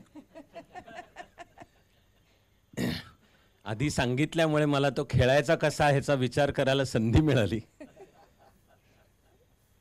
पण सगळं ऑब्जर्व केल्यानंतर मी पर्सनली म्हणेन अभी जो सत्ता में है तो मैं मानता हूं कि आपका निर्देश केंद्र सरकार की तरफ है. जी. मला असं वाटतं की त्यांना पॅन इस्लामच्या धोक्याचा अंदाज आहे. टाकायची ती पावलं त्यानुसारची टाकण्याची काही चालू आहेत. पण at the end of the day you can say that this is my personal perception and may be there are some of our friends who may not agree with this. माझं म्हणणं है क्या है अंदाज त्याचा. आपको क्या लगता है सर? नहीं, मैं तो मानता हूँ, मैंने तो लिखा ही है dawn of the Savarkar era. 370 देखिए 370 हटने का एक महत्व है. उस पर अभी भी खैर खूब प्रॉब्लम हो रहा है, वो लोग अटैक कर रहे हैं, रेजिस्ट कर रहे हैं अभी भी. लेकिन इससे एक बात स्पष्ट हो गई कि कश्मीर के अंदर करीबन 20% लोग ऐसे हैं जो भारत सरकार के साथ में हैं, वरना वहाँ राज नहीं कर सकते. मतलब ये आपसे मैं एक सत्य आपसे शेयर कर रहा हूँ कि करीबन 20% ऐसे लोग हैं जो टेररिज्म से दूर भाग रहे हैं, पर उनकी आवाज़ नहीं है. ये बिल्कुल स्पष्ट हो गया इसके अंदर. क्या था आपका प्रश्न? मेरा प्रश्न यही था कि आप मानते हैं क्या कि अभी के जो सत्ताधारी हैं, देखिए कि ये जो पैन इस्लामिज्म जो है ये ऊपर से नीचे ही आ रहा था. 1200 साल में बौद्ध धर्म का अंत हुआ अफगानिस्तान में, फिर पार्टीशन हुआ. ये पहली बार ऐसा हुआ है कि हम थोड़े ऊपर गए. जो राष्ट्रवादी विचार है भारत का वो थोड़ा ऊपर गया, ये पहली बार हुआ है, वरना वो ऊपर से नीचे ही आ रहा था पूरा. तो उसका एक मैं मानता हूँ कि सावरकर सरकार को उसका ख्याल है, सावरकर और सरकार वाकिफ है क्या चल रहा है उससे. मैं मानता हूँ कि राम मंदिर का जो द्वार खोलना वो भी मेरे लिए बहुत बड़ी बात है. मुझे हमेशा ये प्रश्न दिमाग में आता था कि हजारों मंदिर तोड़े मुस्लिम आक्रमणकारों ने, बाद में पाकिस्तान दे दिया उनके कहने पे. हमारे लिए तो ये राष्ट्र मातृभूमि का विभाजन था. उसके बाद में भी हम राम का मंदिर नहीं बना पाए, हम कृष्ण भूमि मुक्त न कर पाए, हम काशी विश्वनाथ मुक्त न कर पाए. तो ये दो ऐसे उदाहरण जो बताते हैं कि ये सरकार वाकिफ है कि पैन इस्लामिज्म का खतरा क्या है. जी. मेरा नेक्स्ट सवाल ये है कि आपने बोला था कि भारत का विभाजन 3 कारणों से हुआ, उसमें से एक बहुत बड़ा कारण था कांग्रेस की मुस्लिम अपीजमेंट की राजनीति. फिर आपकी किताब में आपने एक ऐसा अनुभव भी बताया है कि कर्णावती में आप किसी मुस्लिम लीडर की मीटिंग में गए थे, तो उन्होंने बोला था कि ऐसे राज्य हैं भारत में जैसे कश्मीर है, जैसे केरल है, जैसे वेस्ट बंगाल है, जैसे आसाम है और जैसे उत्तर प्रदेश है, जहाँ पे मुस्लिम सपोर्ट के सिवाय सरकार बन ही नहीं सकती, ऐसा उन्होंने कहा था. लेकिन आज की तारीख में अगर आप देखें तो चित्र बदल गया है. आसाम में मुस्लिम मतों के सिवाय भी भाजपा सत्ता में आई है, उत्तर प्रदेश में भी यही हुआ है, और केरल और वेस्ट बंगाल में भी वर्क इन प्रोग्रेस है, आई डोंट नो.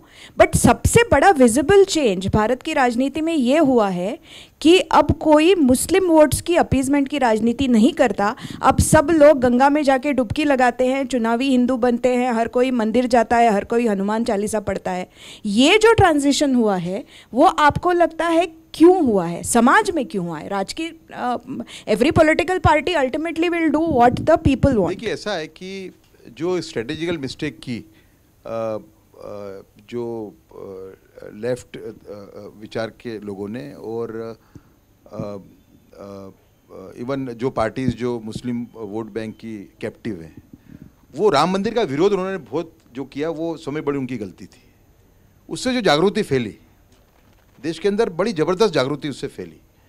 मतलब मुद्दा कभी लगता था कि मुद्दा लोग भूल गए, पर ऐसा नहीं था, अंडरनीथ लोगों को ये मुद्दा मालूम था और उससे ये जागृति बहुत फैली देश के अंदर कि भाई हमें अन्याय हो रहा है। और दूसरा ये जो भाव है जो मैंने स्पष्ट रूप से मत किया लेकिन व्यक्त किया, लेकिन लोग जानते हैं इस बात को कि भाई पाकिस्तान देने के बाद में भारत में ऐसी नीतियाँ क्यों चलनी चाहिए जो पैन इस्लामिस्ट मुसलमानों को पोषे।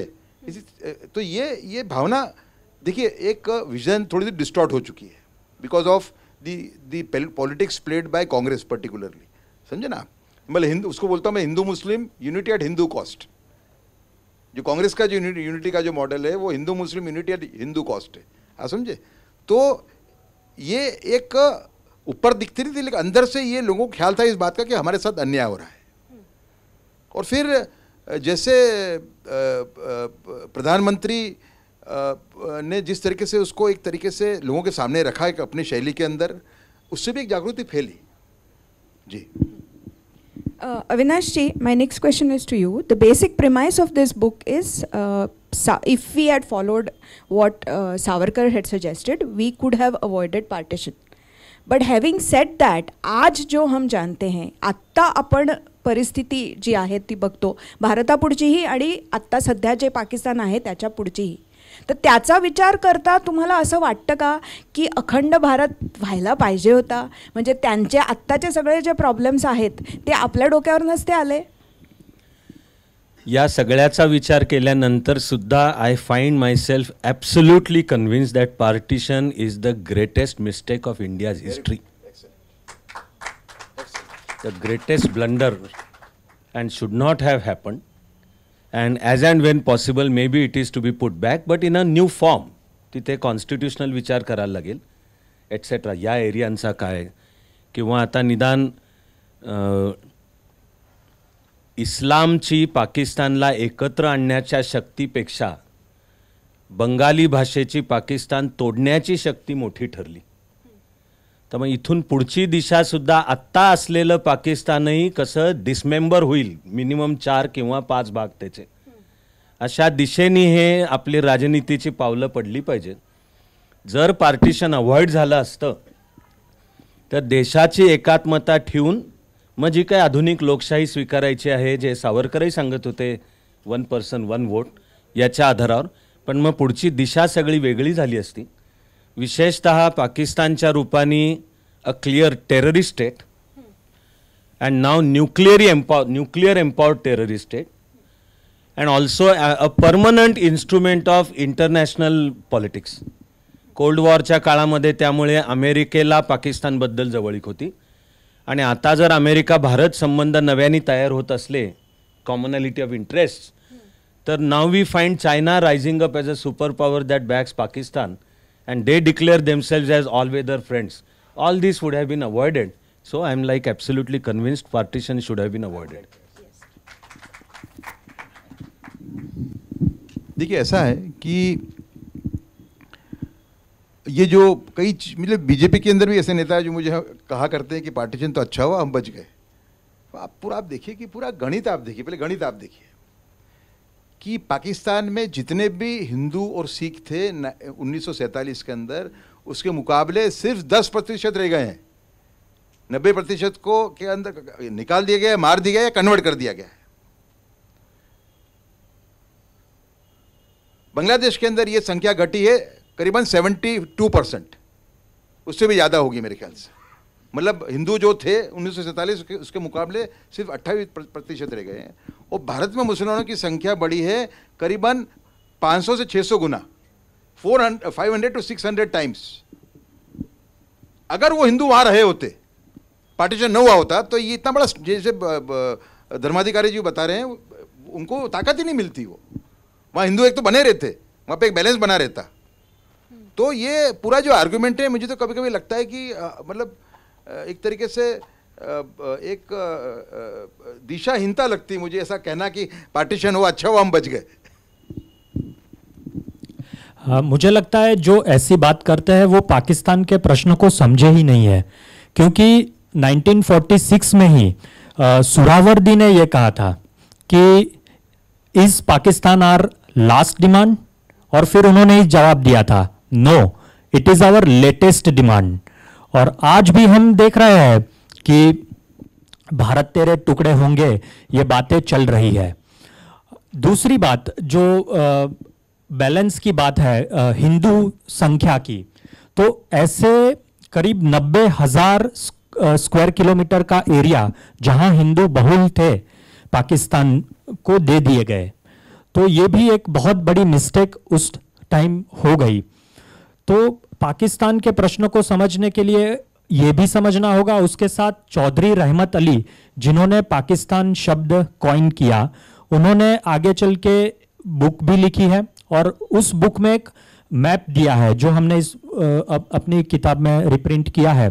तो उसमें केवल पाकिस्तान ही नहीं है, उसके अलावा सलाफिस्तान है, हैदरिस्तान है, ऐसे अनेक स्थान भारत में फैले हुए हैं। तो केवल वहाँ एजेंडा खत्म नहीं होता है, ये समझ के हमें आगे की स्ट्रेटेजी करनी चाहिए थी। Interesting. Dharmadhikari sir, in the last chapter of this book, उदय माहूरकरांनी आणि चिरायू पंडितांनी असं म्हटले की सावरकर खूप मोठे भविष्यवेत्ते होते, भविष्यवक्ते होते। भारताची परराष्ट्र नीती कुठल्या दिशेने जायला पाहिजे आणि जग कुठल्या दिशेने जायला पाहिजे हे त्यांनी बरंचसं आधीच सांगितलेलं होतं, किंवा चीन भारताचा विश्वासघात करणार हेही त्यांनी भाकीत वर्तवलं होतं। इस्रायलशी भारताने स्वतःहून संबंध वाढवावेत आणि इस्रायल ही हा आपला चांगला मित्र होऊ शकतो हेही त्यांनी, जेव्हा भारत इस्रायल बरोबर काहीही डिप्लोमॅटिक संबंध ठेवायला तयार नव्हता तेव्हा सुद्धा सावरकरांनी सांगितलं होतं। तर ही जी सावरकरांची काळाच्या पुढे बघण्याची जी दृष्टी आहे त्याच्याबद्दल, आणि आपण आत्ता खरोखरच त्या पावलांवरती चाललोय का, ह्या माहूरकर सरांच्या वक्तव्याशी तुम्ही सहमत आहात का? अगेन बेसिकली आणि क्विकली पहिल्यांदा बेसिक उत्तर द्यायचं झालं तर हो, yes I agree and I do believe की आपली वाटचाल मग आता इंटरनॅशनल पॉलिटिक्सच्या संदर्भात त्याला रूढार्थाने वापरला जाणारा शब्द आहे रिॲलिस्ट। तर सावरकरांची theory of international relation is realist. Like you said that there are no permanent friends and no permanent enemies, but there are permanent interest. So protection of national interest becomes the core of the job.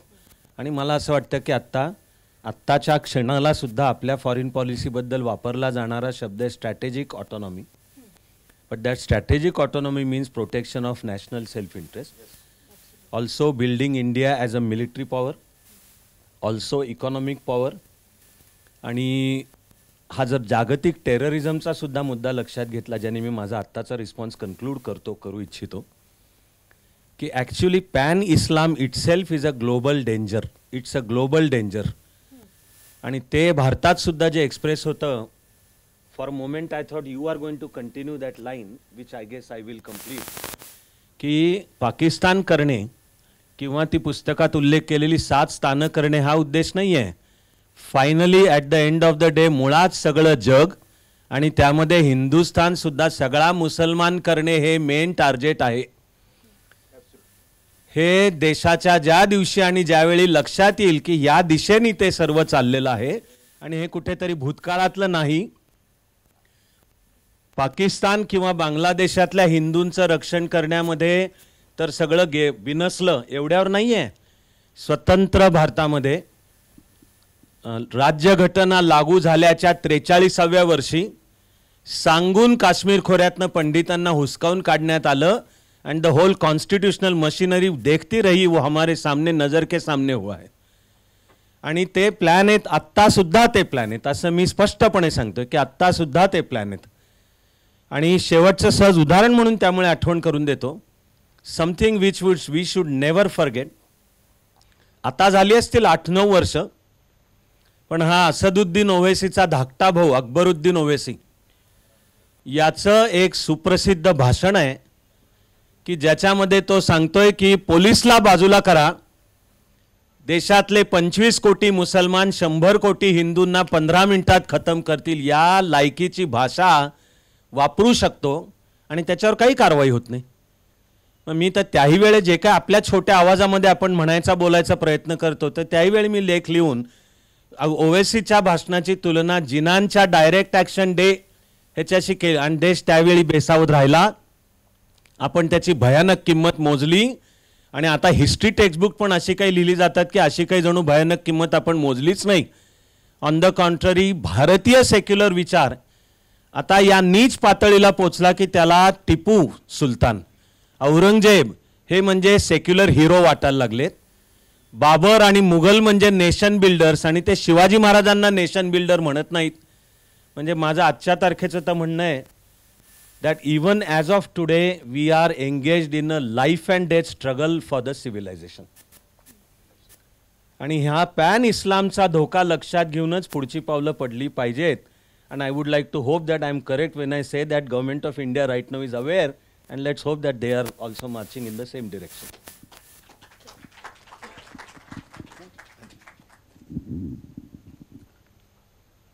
ये किताब जो मैं थोड़ा ठीक से लिख पाया उसका मूल कारण ये है कि मैं I am a originally researcher of radical Islamic movements.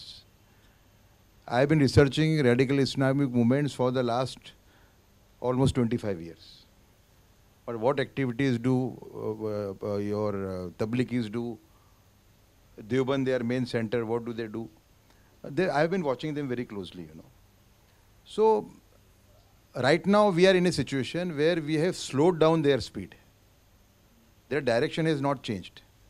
So let us not be off guard as of now. Their direction has not changed.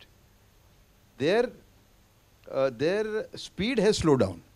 They had set a target, I think, of India becoming a Muslim majority country, say 100 years from now. Maybe that target is extended by maybe 150 years. But the direction has not changed. Direction can change only if we blindly follow Veer Savarkar on national security. That is the only way. Secondly, we have to, those whom we consider as great heroes in this country, I think every hero's a critical evaluation has to be done. You know, Savarkar, if Savarkar commits one mistake, he is not forgiven. And the others create hundreds of mistakes, and yet no, you are not even permitted to speak about them. So there has to be an honest debate on the leaders of this country who were involved with the formation of India, who were involved when the partition took place. And when you show the real picture before the population, only then and then they will realize as to where do they stand in terms of national security, in terms of the security of their future generations. As of now, I think our third generation might be in trouble. Maybe fourth generation, if I am not wrong. Sir, but don't you think that is more due to whatever steps you can take? Ultimately, demography is your destiny. And if demography keeps changing, whatever else you do, you have a very strong government at the center who is aware of what is going on. But if the slowing down of Hindu population continues unchecked, and if the increase in the Islamic population continues unchecked, obviously there will come one point where the balance will tip. So I think my reply includes everything. I think the challenge was far greater maybe 7 years ago. It is not as challenging as it was, the scenario is not as bleak as, it was 7 years ago. But we have to be on guard. We are not out of the danger zone. परत दोनच वाक्य बोलतो. I think solution 2 पॉईंटमध्ये म्हणतो आता मी. One is immediately having uniform civil code. It should happen yesterday evening. या देशात राहायचं असेल तर सर्व नागरिकांना एक समान कायदा. You want sharia, go to Pakistan, go to Saudi Arabia और एनिथिंग, पण युनिफॉर्म सिव्हिल कोड हे पहिलं इमिजिएट झालं पाहिजे. आणि दुसरं माझं म्हणणं आहे की स्वामी श्रद्धानंद, आर्य समाज, आपले पाचलेगावकर महाराज, या सगळ्यांनी जी शुद्धीकरणाची चळवळ हाती घेतली होती ती पुन्हा रिस्टोअर करून तिच्यात ताकद आली पाहिजे. या दोनामध्ये मला वाटतं की तुम्ही म्हणताय त्याचं उत्तर आहे. मेरा अगला सवाल थोड़ा सा कंट्रोवर्शियल होगा, आप में से कोई भी ले सकता है, whoever wants to. Mahorkar ji talks about radical Islam, but if the doctrine itself says that the world is divided into two parts, Darul Islam and Darul Harb, Darul Islam means the world of Islam and Darul Harb means the other part where kafirs are in a majority, and the aim of every pious Muslim, whether you call them radical, moderate or whatever, is to convert दारुल हर्ब to दारुल Islam is the fundamental doctrine. तर त्याच्यामध्ये radical आणि moderate येतं कुठे? नाही, radical moderate नक्की येतं. You can say that those who are moderate they are not following this part of Islam. that much you can say, you know, because otherwise तो entire country would have been on fire. And I am telling you on the basis of my relations with Muslims. I have got many Muslim friends, you know. I got one, I'll share one example. I have got one friend from a Deobandi family, very rare example of course, it cannot be taken as a representative example, who joined the Navy, he retired. Deobandi family, hardcore Deobandi. Daughter is studied in Singapore, she has got married. So there are such examples. And Kashmir, you should not forget, I am again repeating, that about 20% of the Muslim population in Kashmir is today against terrorism. So I think we'll have to differentiate. You know, there can be different views so far as how many actual moderates are there. That can be a point of debate. But till they are there, I think we have to keep some space for them. माझा प्रश्न थोडा वेगळा होता की I am not talking about individuals.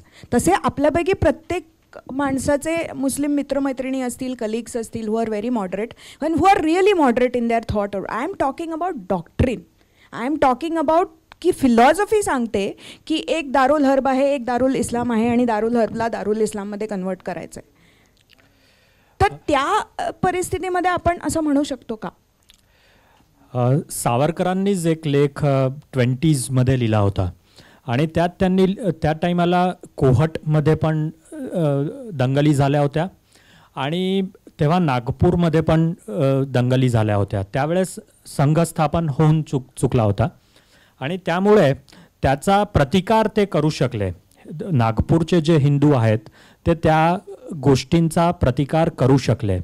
तेव्हा सावरकर म्हणाले की कोहटच्या मुसलमानांचा धर्मग्रंथ आणि नागपूरच्या मुसलमानांचा धर्मग्रंथ वेगळा नाही आहे, पण हिंदू शक्ती दोघंही ठिकाणी वेगवेगळी आहेत. तर हाच एक उपाय असू शकतो की त्यांची डॉक्ट्रिन जी असो ती, पण अशी पण वेळ आलेली की जेव्हा 1857च्या वेळेस की गौवध हा झाला नाही पाहिजे असे फतवे मौलवी काढत होते. तर ही गोष्ट जोस्तवर येणार नाही तोपर्यंत म्हणजे डॉक्ट्रिन आहे त्याचा, सावरकर तेच म्हणत होते की याचा उपाय हा आहे, तुम्ही डॉक्ट्रिन चेंज नाही करू शकत, तुम्ही हिंदू शक्ती वाढवा. आणि त्यांनी जे प्रॅक्टिकल हिंदुत्व सांगितलं होतं ते होतं एकतर अस्पृश्यता निवारण, दुसरं शुद्धी, तिसरं व्यायाम मंदिर आखाडे वाढवा आणि चौथं स्वदेशी. हे प्रॅक्टिकल हिंदुत्व करणं आज पण आपण करू शकतो आणि ते गरजेचं आहे.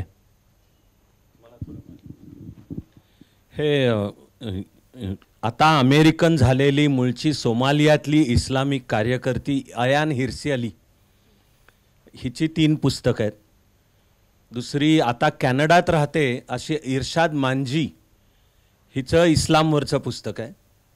ऑस्ट्रेलियामधला एक मौलवी आहे इमाम तौहिदी, आणि आपले भारतातले आता गेले ते मौलाना वहिदुद्दीन खान, किंवा मूळचा भारतीय पत्रकार आता अमेरिकेत आहे फरीद झकेरिया, यांनी सगळ्यांनी इस्लामच्या मूळच्या पॉलिटिकल कॉन्सेप्ट सांगून म्हटलंय की there is a problem with इस्लाम.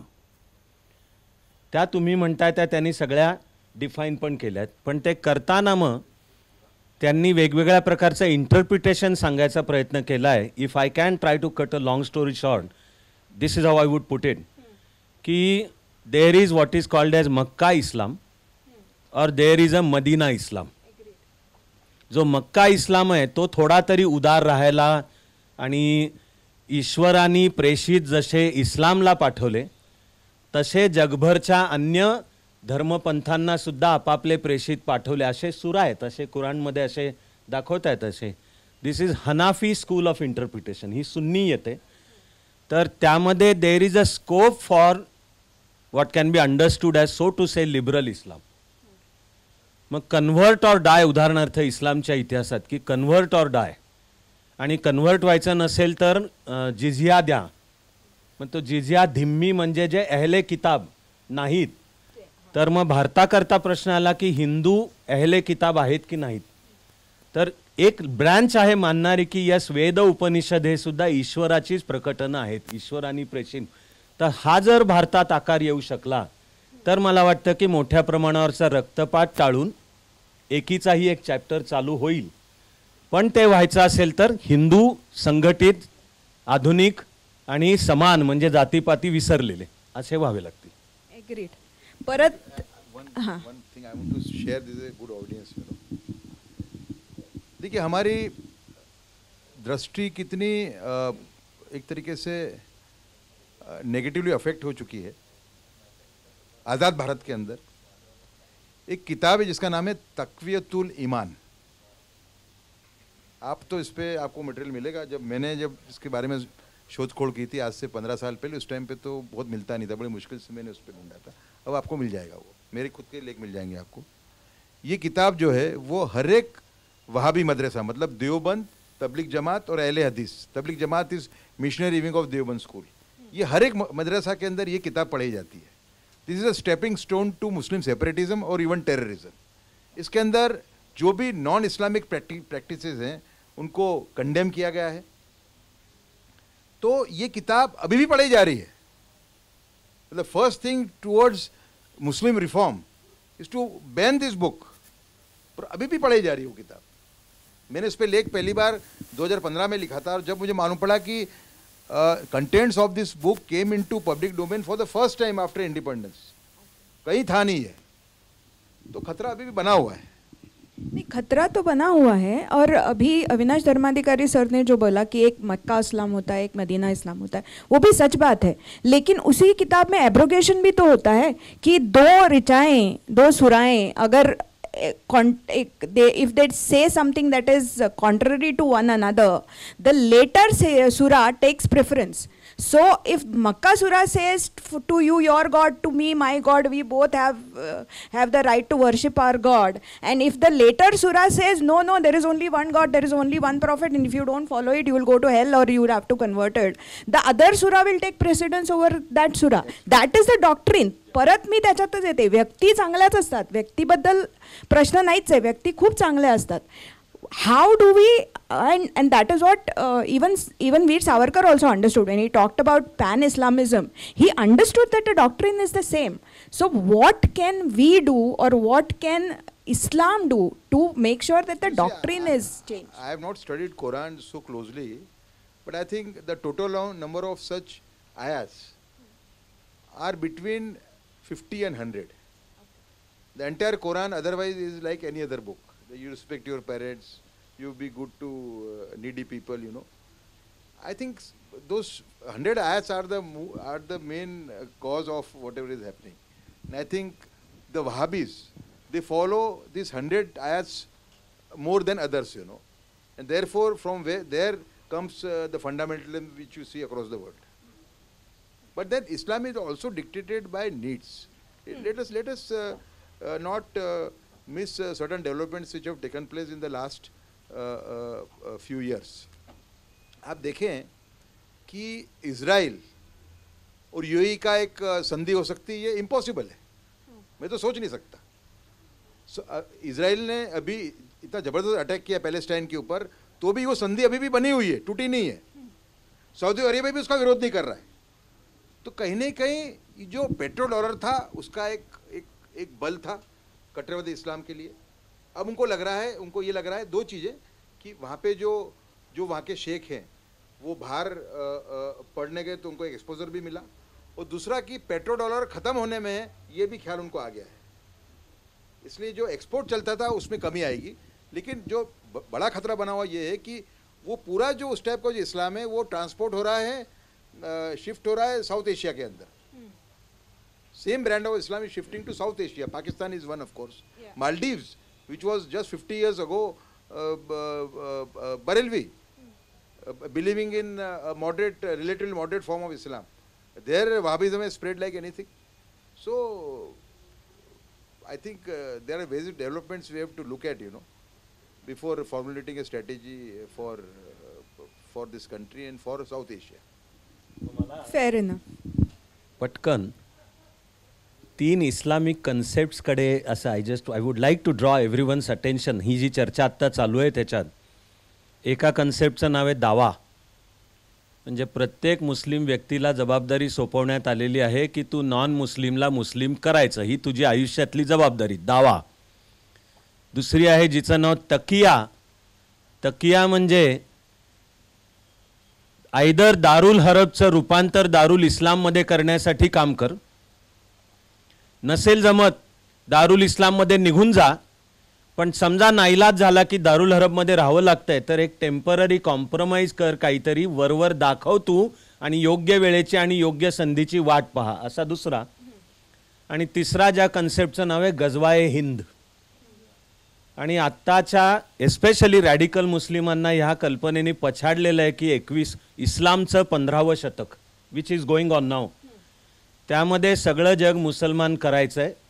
आणि त्यातली डिसायझिव्ह लढाई भारतात गंगेच्या खोऱ्यात की जिचं नाव गजवाए हिंद. आणि मग अफगाणिस्तानमधलं आत्ताचं तालिबान, आयसिसचं सगळं इंटरप्रिटेशन, त्यांचा तर प्रमुख त्याचं इस्लाममध्ये PhD आहे. त्यामुळे आपण हे धोके लक्षात घेऊनच देशाची पावलं टाकली पाहिजेत असं मला. होपफुली ती टाकली जात आहेत अशी आपण आशा करूयात. माहुरकर जी, आपने ये कहा है कि सावरकर जी ने जो तत्व विशद किए थे कि स्वतंत्र भारत को तकनीकी और विज्ञान के क्षेत्र में आत्मनिर्भर होना चाहिए, स्वतंत्र भारत के सुरक्षा बलों को बहुत शक्तिशाली होना चाहिए, स्वतंत्र भारत के राष्ट्रवादी नागरिक को, चाहे वो किसी भी धर्म का हो, उसको भी फिजिकली बहुत शक्तिशाली होना चाहिए, अग्रेसिव होना चाहिए, असर्टिव होना चाहिए, किसी समुदाय के साथ नहीं, अन्याय तो नहीं होना चाहिए, लेकिन देश को हिंदुत्व के रास्ते पर ही चलना चाहिए. आप चाहे उसको राष्ट्रवाद बोलें या कुछ भी बोलें, ये सारे विचार हम आज प्रत्यक्ष रूप में हमें दिख रहे हैं, दिख तो रहे हैं टू अ लार्ज एक्सटेंट. ये सरकार, बहुत लोग बोलते हैं, ये मैं ही नहीं, कि ये सरकार नाम तो गांधी का लेती है मगर काम करती है वीर सावरकर के विचारों पर. क्या आप इस वाक्य से सहमत हैं? देखिए, ऐसा है कि महात्मा गांधी का जो पॉजिटिव कार्य था, सेवा, ट्रस्टीशिप का जो उनका एक डेफिनेशन था, जिस पे आज कॉर्पोरेट सोशल रिस्पॉन्सिबिलिटी का जो एक पूरा कंसेप्ट है ना, ग्राम स्वराज की जो बात थी उसमें दम था. लेकिन कोई भी इसको डिनाई नहीं कर सकता कि उनकी जो कंप्लीट नॉन वायलेंस की जो आइडियोलॉजी थी और उनका जो मॉडल था हिंदू मुस्लिम का, जो इसको कहता हूँ मैं कि Hindu Muslim unity eight Hindu cost, उसका एक मेन रोल रहा भारत के विभाजन में. तो इस पे एक डिबेट होनी चाहिए. मतलब हर एक, जैसे मैंने पहले कहा कि जो देश के महापुरुष हो गए हैं उनका क्रिटिकल इवैल्यूएशन भी होना चाहिए. ऐसा नहीं हो सकता कि महापुरुष ने कोई गलती नहीं की, ऐसा नहीं हो सकता. मेरे ख्याल से उसके अंदर एक हमको एक दिशा मिलेगी आगे जाके. अगले प्रश्न से के तरफ जाने से पहले मैं एक अनाउंसमेंट करना चाहती हूँ कि उदय माहुरजीकर चिरायू पंडित की लिखी हुई जो बुक है सावरकर द मैन हु कुड हैव प्रिवेंटेड पार्टीशन, वो बाहर बिक्री के लिए उपलब्ध है. Please purchase it at the desk outside.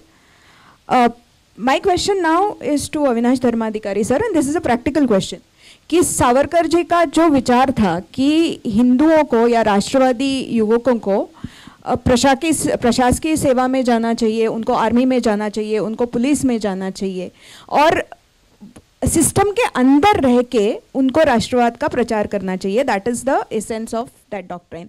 You been working practically in this field for I don't know how many years now, 26? Okay, 26 years.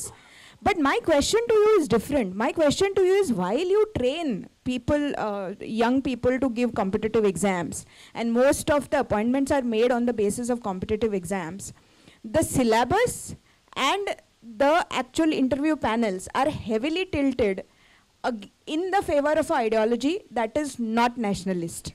And you are training people to go through the same system and to get through that same system. So where is the dichotomy here? आपको मतलब कुछ practical difficulties आते हैं इसमें?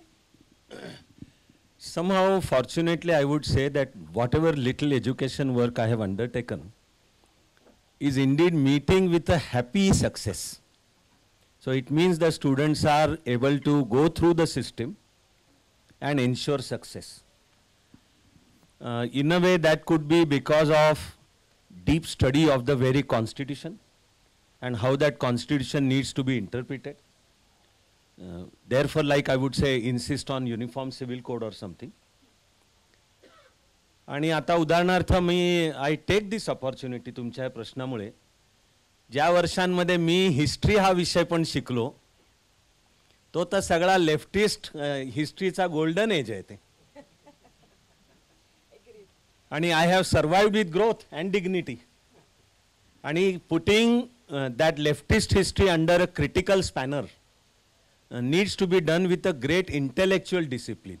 It cannot be done with just emotion or sentimental or even a knee-jerk reaction. It has to be the discipline of historiography. One great thing that has now happened thanks to this book, thanks to India That is Bharat by J. Sai Deepak, and also Vikram Sampath's two-part. So there has to be this intellectual response. So I suppose to some extent maybe I am able to inculcate that intellectual response among youngsters, so they are able to write the exam. And in terms of also interview, every once in a while it has happened. Couple of years ago, one of Chanakya Mandal student was asked a question in the interview about Kashmir. And when he said Kashmir is an integral part of India, the chairperson flew into rage. And he said, do you understand the problem? What are you talking? Etc. But that student is IAS now, and he's working within the system. So yes, we can succeed. That is very, very heartening. It was a question I meant to ask you for a while now. I'm glad I got the chance to do that. एक आप लोग bore तो नहीं हो रहे हैं ना? Okay. Continue करें? Okay. एक बात जो मुझे दिख रही है वो कि हम अभी 75 इयर्स आज़ादी का अमृत महोत्सव वर्ष मना रहे हैं अगले साल, और भारत आज ऐसी जगह पे खड़ा है जहाँ पे चुनौतियाँ तो बहुत हैं, क्योंकि अभी तक हम इंस्टीट्यूशंस को नहीं कंट्रोल कर पा रहे हैं, अभी तक हम एकेडमिया जो पूरा इन्फिल्ट्रेटेड है उसको नहीं कंट्रोल कर पा रहे हैं, लेकिन उपलब्धियाँ भी बहुत हैं और हम लोग अनफॉर्चुनेटली उपलब्धियों पे ध्यान नहीं देते, हम लोग मतलब राष्ट्रवादी विचारों के लोग। आपको क्या लगता है कि आज के भारत में सबसे बड़ी उपलब्धि क्या है, चुनौतियां क्या हैं, और सावरकर जी के विचारों के उपलक्ष्य में ये लेखा जोखा जो है वो कहाँ पे बैठता है? This is a question for all three of you. I start with Chirayu.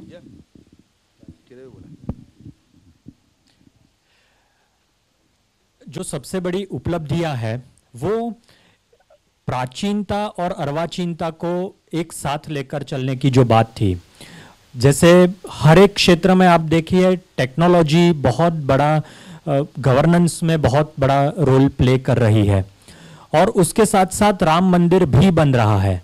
तो ये एक पहले ऐसा था कि क्या आप राम मंदिर चुनोगे या हॉस्पिटल, लेकिन अब राम मंदिर भी बन रहा है और एम्स भी बन रहा है, तो ये सबसे बड़ी उपलब्धि है। चुनौती मुझे लगता है गवर्नेंस लेवल पर नहीं है, वो पीपल्स लेवल पर, हिंदू माइंडसेट जो है उसके लेवल पर है, लोगों की ये चुनौती है। उन्होंने सरकार तो बना दी है, हमारे यहाँ ऐसा होता है जैसे पहले से ही हम पुराणों में भी पढ़ते हैं कि सभी देव देवता जब हार जाते हैं तो विष्णु जी के पास जाते हैं और अवतार लीजिए।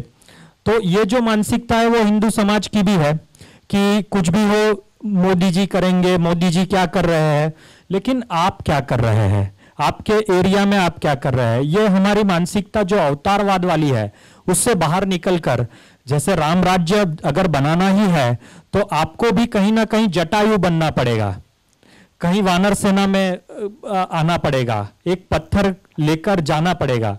तो ये जो बात है ये चुनौती है। Thank you. Very well sed, actually very well sed. ऐसा है कि जो सावरकर जी का हमने अध्ययन किया उसमें जो एक बात निकल के आई जो हर एक नागरिक को मेरे ख्याल से छूती है वो है नेशन फर्स्ट, जिसका धर्माधिकारी जी ने पहले ही प्रश्न के जवाब में इसका विवरण दिया था। मेरे ख्याल से नेशन फर्स्ट क्या है? नेशन फर्स्ट ये है कि आप कोई निर्णय ले जा रहे हैं, है ना, और वो निर्णय समाज और देश के लिए नुकसानकारक है, आपके लिए फायदेकारक है, तो आप उससे आप गौर करोगे कि इससे अगर इतना नुकसान हो रहा है देश का तो निर्णय मुझे नहीं लेना चाहिए। तो ये नेशन फर्स्ट अभी भी जिस प्रबलता से लोगों में फैलना चाहिए अभी नहीं फैला है। अगर ये नेशन फर्स्ट फैल जाता है और हमारे अधिकांश युवा वर्ग और नागरिक हमारे इसको फॉलो करते हैं तो मेरे ख्याल से देश कहाँ से कहाँ पहुँच जाएगा, उसकी जो प्रगति है वो अनेक गुना बढ़ेगी। मेरे ख्याल से नेशन फर्स्ट जो है वो एक मेन एक वो है जो हमें जिसका प्रचार करना चाहिए। हमारे जो अविनाश जी जैसे लोग हैं वो मेरे ख्याल से इसमें बहुत बड़ा रोल प्ले कर सकते हैं, क्योंकि देखिए ऐसा है कि हर एक आदमी के अंदर एक देश की भावना है, लेकिन वो दुविधा में। गरीबी का भी एक बहुत बड़ा प्रश्न है देश के अंदर आज भी, हालांकि मोदी सरकार ने जो गरीबी दूर करने का प्रयत्न किया है वो मेरे ख्याल से देश की आज़ादी के बाद में सब में प्रबल प्रयत्न है, ऐसा मेरा मानो कि नो सरकार has done so much to fight poverty as much as Narendra Modi's government, and I have written 2 books on him, on his governance rather. He is saving not less than 2 lakh crore rupees per year. ये figure में एक मेरा एक अंदाज है क्योंकि 2 किताबें मैंने लिखी है, मैं उनके एडमिनिस्ट्रेशन पे काफ़ी मेरा एक अध्ययन रहा है। 2 लाख करोड़ रुपए बच रहे हैं, लेकिन नागरिक को भी जुड़ना पड़ा, जैसे चिरायू ने कहा। तो नेशन फर्स्ट की भावना कैसे फैले, ट्रू नेशन फर्स्ट, वो उस पर हमें खास गौर करना होगा। तुम्ही जो डिफाईन केला प्रश्न त्याचं मी टू स्टार्ट विथ एक ओळीचं म्हणेन my response is that I would put it to 2014, beginning with 2014, tide has turned but we still have a long way to go. That is how I would put it. 2014ची जेव्हा election व्हायची होती तर मी माझं assessment सांगितलं होतं की ही नुसती एका विशिष्ट काळाने होणारी इलेक्शन नाही. This time the election is for the heart and soul of India. जसं पॅरलल थोडं म्हणतोय की आसाममध्ये बांगलादेशी घुसखोरी एवढी वाढत गेली की मूळची असमिया म्हणजेच भारतीय संस्कृतीलाच तिथे धोका तयार झाला आणि त्यातनं आंदोलन उभं राहिलं. AGPचा उदय झाला. आसाम गण परिषदेचं फेल्युअर आहे त्या गव्हर्नमेंटचं सुद्धा. पण जेव्हा वेळ ही आली की जर आता दिस टाइम या घुसखोरीला चालू देणाऱ्या शक्तींचा राजकीय विजय झाला आणि सत्ता आसामची त्यांच्या ताब्यात, तर आसाम इज गॉन आणि same as Kashmir and we have another problem on our front. तर फॉर्च्युनेटली त्यावेळी असमिया जनतेनी पॉलिटिकल आपलं व्यक्त करून the BJP government was put in power that won the election once again. Same is happening at the center. That is what I mean by that the tide has turned. That enough number of people are thinking in the national way. So they are expressing themselves through the ballot box. But tide has turned and there is still a long way to go to undo the damages that have happened during last, say, if I may say 70 years. We still have a long way to go. That's how I would put it. Thank you very much. That was a very, very enlightening discussion and I really enjoyed conducting this. Thank you so much, Avinash Dharmadhikari sir, Udayji, Chirayu. Thank you so much. It was, and now I'll open the floor for audience questions if anybody has. एक mic आपण फक्त नाव सांगा आणि प्रश्न विचारा थोडक्यामध्ये. Thank you.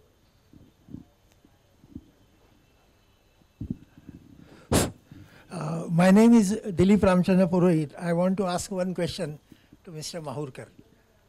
Do you think that top leadership of RSS is aware of the basic tenets of Islam? Because in the morning I listened to an interview by S. Gurumurthy, wherein he claimed that we are prepared to accept Muhammad Paigambar as the 10th avatar of Vishnu, and Jesus Christ as the 11th avatar of Vishnu.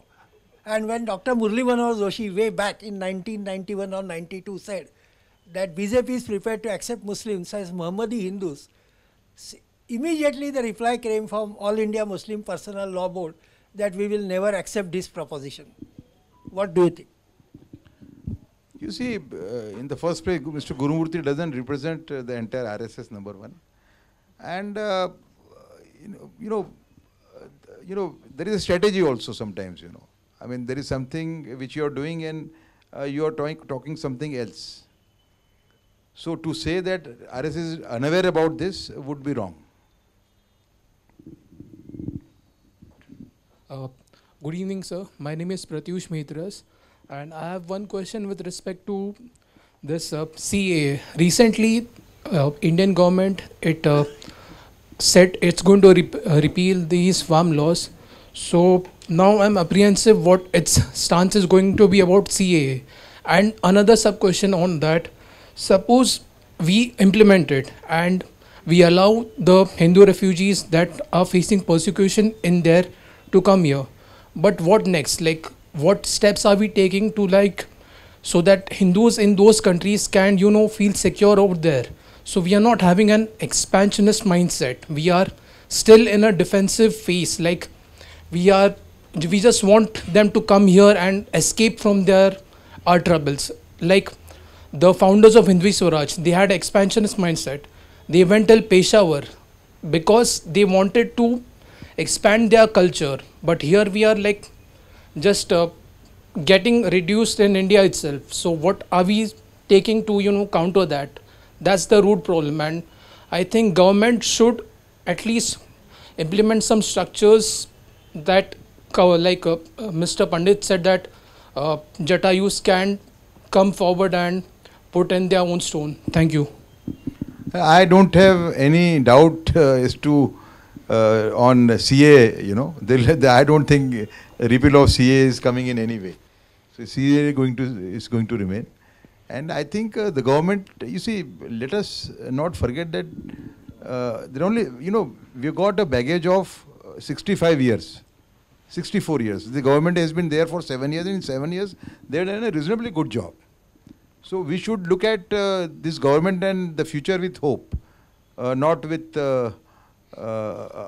we should look at the future with hope, Yeah. मी हर्षवर्धन गाडगे. माहुरकर सरांचं मी पहिलं अभिनंदन करू इच्छितो की त्यांनी माफीवीर ह्या आरोपाला ज्या पद्धतीने शिवाजी महाराजांचं औरंगजेबाचं उदाहरण देऊन उत्तर दिलेलं आहे त्याबद्दल ही really deserves thank you good hand. आता माझा प्रश्न विचारतो. अपीजमेंट विषयी एक पैलू आपण अनटच्ड ठेवलेला आहे, कारण विक्रम संपतच्या मुलाखतीमध्ये एकदा त्यांनी असं कोट केलेलं आहे की Savarkar was not a politician, he even didn't bother to appease hardcore Hindu rather किंवा सनातनी हिंदू विचारांचं सुद्धा अपीजमेंट त्यांनी टाळलं. तर ह्याविषयी तुम्ही काय सांगाल? I don't agree with that. Okay, I don't agree with that at all. Savarkar was for unalloyed nationalism. So I think the issue of appeasement doesn't come. I mean, he was opposing the perversions in the Hindu religion. You see, Sanatani manje, they are also not real Sanatanis. These perversions have come in the last 800 years because of Muslim invasions mostly. So basically, these perversions which have been there, they need to be opposed.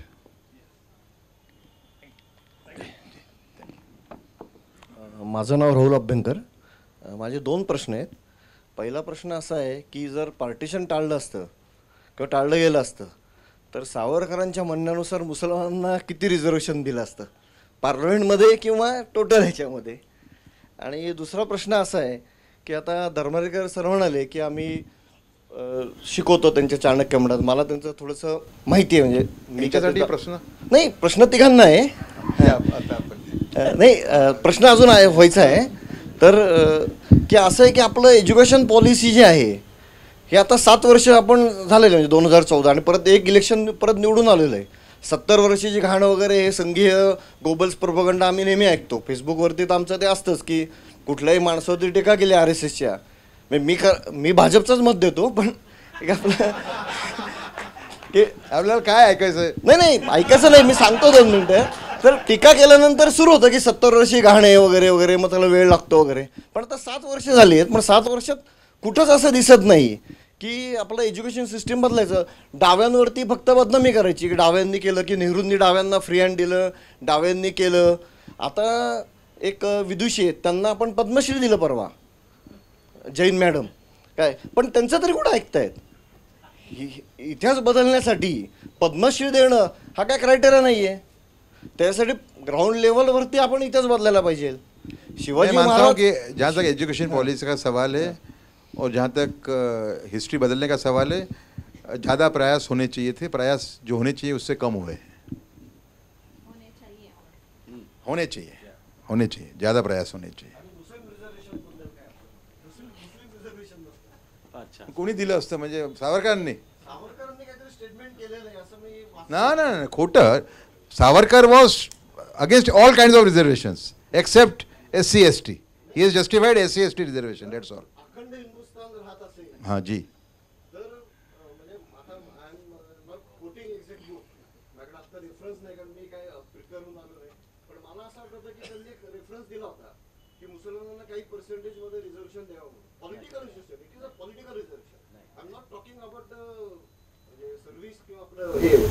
काय म्हणता तुम्ही?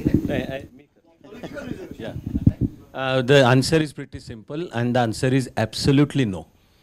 Savarkar is very clear on this point, that there will be no discrimination based on religion and no reserve seats based on communal consideration, that the principle for democracy will be one person, one vote. हो ना?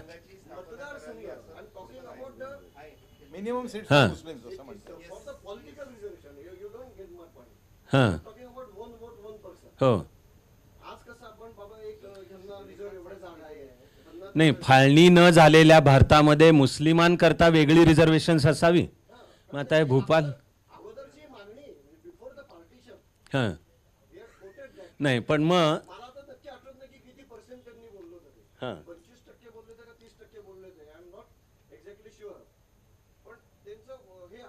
हां पण जे constituent assembly debates आहेत की ज्या काळामध्ये सावरकरांचा करस्पॉन्डन्स आहे, त्यामध्ये स्वातंत्र्यानंतरच्या रिझर्वेशन्स भूपालजी म्हणत असले तर मलाही ते मग कन्फर्म करून देत आणि मग पुन्हा मूळचे पुरावे पाहून आपण देऊ उत्तर त्याचं.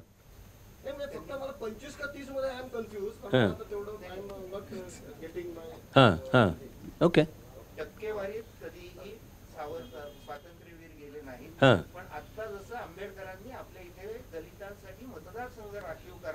त्या पद्धतीचं आपण करावं असं त्यांचं मत होतं. त्याच्यावर डॉक्टर आंबेडकरांनी म्हणजे जरी त्यांनी मतदारसंघ पत्करले असते होते तरी त्यावेळेला सांगितलं होतं की नेशन विदिन नेशन ही कन्सेप्ट कधीही अंमलात आणता येणं अवघड आहे, त्याच्यामुळे या कन्सेप्टला माझा विरोध राहील असं त्या म्हणजे दोघंही अत्यंत भारतातले दोघच जण विचारवंत राजकारणी होते. बाकीच्यांनी भावनेचं राजकारण केलंय अनफॉर्च्युनेटली. प्रत्येकाचे मत असू शकतात नाही काही किंवा बाकीच्यांचं राजकारण.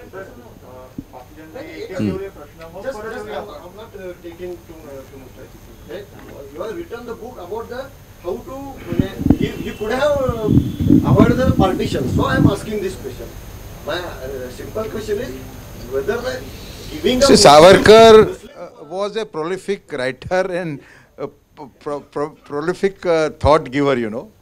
So as I interpret him, he was against any religion based on religion. त्यावेळेस तशी व्यवस्था होतीच, मुळातच त्यावेळेस तशी व्यवस्था होती की मुसलमानांसाठी वेगळं रिझर्वेशन्स होतेच, म्हणजे त्यावेळेसच व्यवस्था होती. पण त्यानंतर स्वतंत्र झाल्यानंतर का असे म्हणजे पहिल्याच 37च्या भाषणातच त्यांनी ही गोष्ट केली होती, कास्ट क्रीडच्या शिवायचं आम्ही एक माणूस एक मत, ही त्यांची मागणी होती. शेवटचे 3 प्रश्न घेऊया, एक इकडे आणि तिथे एक प्रश्न. वेळेच्या अभावी आपल्याला ठीक आहे, चौथा प्रश्न त्यांचा घेऊया आणि देन वी विल मग नंतर कार्यक्रम संपला डिस्कशन पुढे ठेवूया. नमस्ते, धर्माधिकारी सरांना माझा प्रश्न आहे. माझं नाव निनाद कुलकर्णी. सर, परवा NSA अजित डोवाल यांनी असं स्टेटमेंट केलं की next frontier, war frontier is civil society. तर मागच्या 2-4 वर्षांच्या घटना बघितल्या, CI विरुद्धचं आंदोलन, दिल्लीचे दंगे, शेतकरी आंदोलनामध्ये खलिस्तानी चळवळ, त्यांचे गट आणि त्यांनी हिंसाचार केला. तर या पार्श्वभूमीवर अंतर्गत सुरक्षेमध्ये सिव्हिल सोसायटी आणि त्याचा धोका याबद्दल काय पावलं उचलली पाहिजेत सरकारने, आणि त्यांचा स्टेटमेंट आले म्हणल्यावर त्यांनी सरकारलाही काही त्याचे इशारे दिले असतील किंवा त्या पॉलिसी याच्यावर डिस्कशन चालू असेल, त्याबद्दल तुम्हाला काय वाटतं? आय होप सो की त्यावर सरकारी पातळीला काही कामं पावलं उचलणं चालू आहे. पण फसाड आणि फ्रंट सिव्हिल सोसायटीची निर्माण करून त्यांच्या मागणं अँटी नॅशनल एजेंडा पुश करणे हे गल्ली गल्ली सकट दिल्लीपर्यंत चालू आहे. हे माझं मत आहे, स्वच्छ आहे, हे क्लिअर आहे. आता जी कोरेगाव भीमा प्रकरण आणि त्याची एल्गार परिषद आणि आता चालू असलेली त्याची एन्क्वायरी, ज्याच्यावर फुल अलीकडेच एक अतिशय अभ्यासपूर्ण उत्तम पुस्तक झालं प्रकाशित, तर ज्या फेनॉमेननचं नाव मग अर्बन नक्सल आणि इंटेलेक्च्युअल पातळीलाही त्याला बॅकिंग आहे ठिकठिकाणी. आणि आता नुकतीच जी गडचिरोलीमध्ये जी चकमक झाली त्याच्यामध्ये मिलिंद तेलतुंबडे मारला गेला. तर या सगळ्यावरनं हे धागेदोरे तर स्पष्ट होतात. मग तेव्हा सरकारने त्याची स्वच्छपणाने नीट एन्क्वायरी करावी हे निश्चित आहे. तर अजित डोवल बोलले याचा अर्थ मग त्या दिशेने प्रत्यक्ष पावलं टाकणं चालू असेल. फक्त मुद्द्याला धरू नये म्हणून आणि तरी वेळ न घेता, पूर्वी मला एकेवेळी असंच वाटलं होतं पण त्याच्यावर अजूनपर्यंत काही झालेलं नाही याची मी आठवण करून म्हणतोय.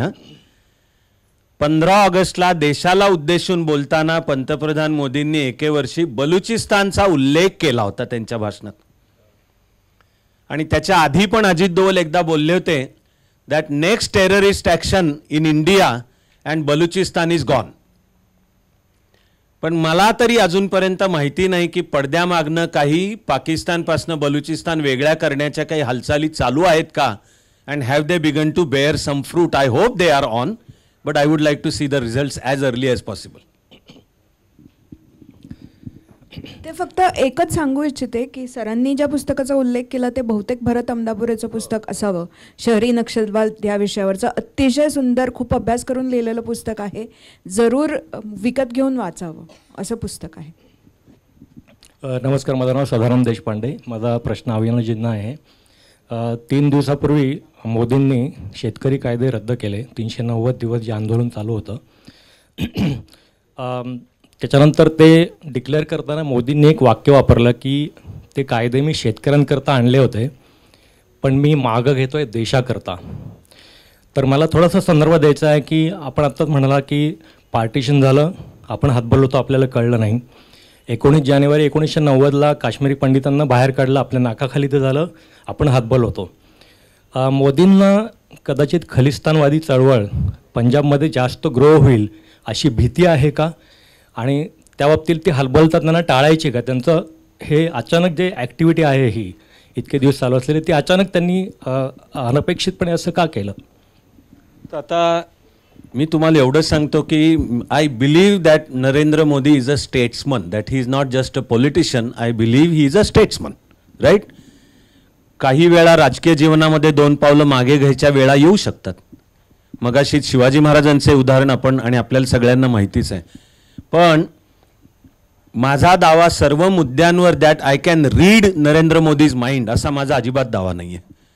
तेव्हा आत्ता हे फार्म लॉज मागे घेतले गेले तर मी पर्सनली सांगतोय की मी अजून त्या धक्क्यातनं सावरतो आहे.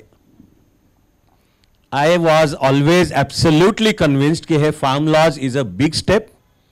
आणि नुसता मी कोणी अविनाश धर्माधिकारीचा संबंध नाही आहे. शेती आणि शेतीचं अर्थशास्त्र यातले एक अत्यंत थोर तज्ज्ञ अशोक गुलाटी यांनी हे जेव्हा आले तेव्हा फार्म लॉजचा उल्लेख केला होता that this is a 1991 movement for agriculture. म्हणजे संपूर्ण अर्थव्यवस्थेला नवी दिशा देणारी जी धोरणं त्यावेळची दिशा ओळखून निदान नरसिंहराव यांनी आणलं ते तो आता शेती क्षेत्राबद्दल घडतोय. आणि बहुधा ही आत्ताची जागा इकॉनॉमिक रिफॉर्म्सच्या सगळ्या चर्चेला आणि बहुधा पुरेसा वेळ पण नाही आहे, पण indeed the next installment of economic reforms is about agriculture. आणि हे जे डबलिंग द इन्कम किंवा बाय 2022 $5 ट्रिलियन स्वप्न पाहणे आणि रुपी भारतात जगामध्ये स्ट्रॉंग करणे, ह्या सगळ्याला ते महत्त्वाचं आहे असं माझं मत आहे. पण वर्षभराचं जे काही घडलं यानंतर त्यांनी ती घोषणा केली, त्यामुळे अजून तरी मी म्हणतोय की मी ते समजावून घ्यायचा प्रयत्न करतोय, अभ्यास करतोय, आणि I have not eight formed any particular opinion on that particular issue.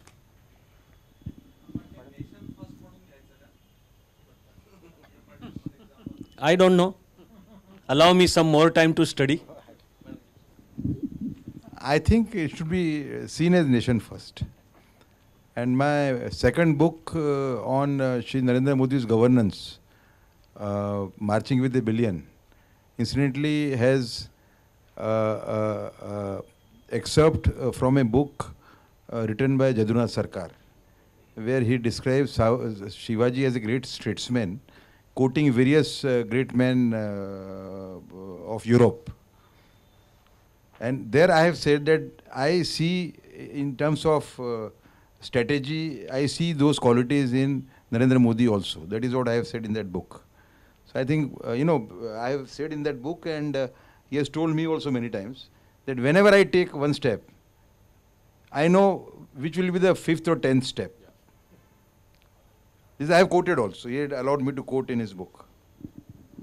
Yeah, I'm Dr. Samita Jadhav. Thank you so much for a very erudite discussion by all of you. Today we are in a state of, still we are really not past the pandemic. And at one end, again, the technology is growing. We are talking about how and when could have Veer Savarkarji, he would have stopped the partition. Yet, the fact is the partition did take place. We have a lot of baggage. Now, with radicalists round the corner, right, the doctrine is still there, as we all know. What, in your wisdom, should you tell the youth of India? What is the way ahead? Do we take some excerpts from your book and give them direction? That is something. There is the last chapter of the book is Savarkarism, a vision reshapes India. It has many things for the youth, So I'll again repeat, if we follow the principle of nation first, then everything will fall in place automatically. For example, Hindus have very little knowledge about the doctrine, so to say. Correct? Hindus have very little knowledge about which are the radical Islamic movements active in this country, what they are doing. There is absolutely no knowledge. But if we work with this mindset of nation first, then all these things would fall in place automatically. This is my belief.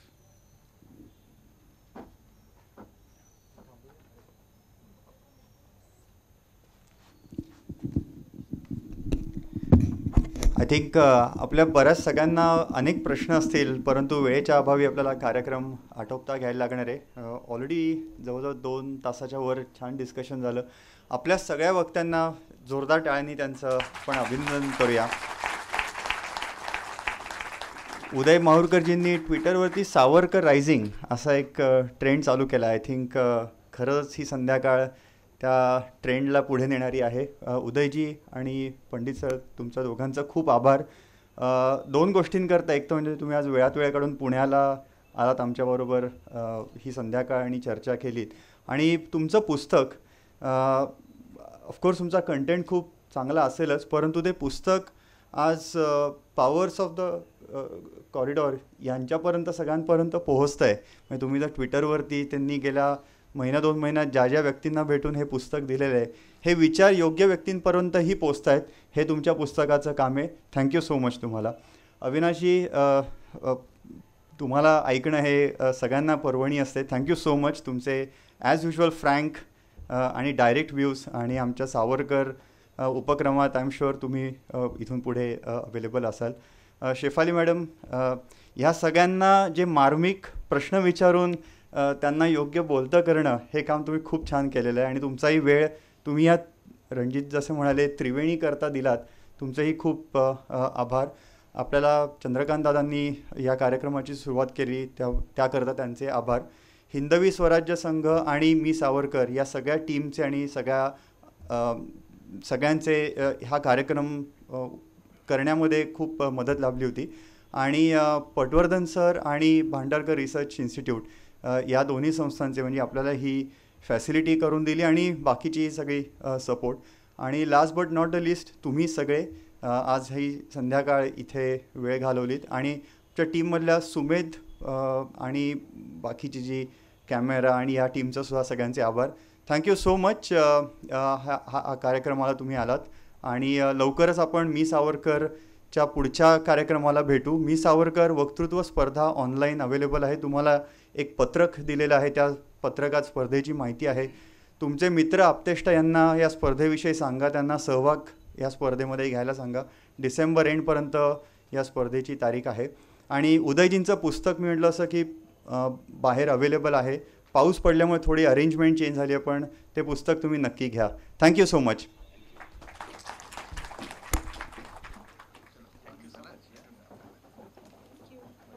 Thank you so much.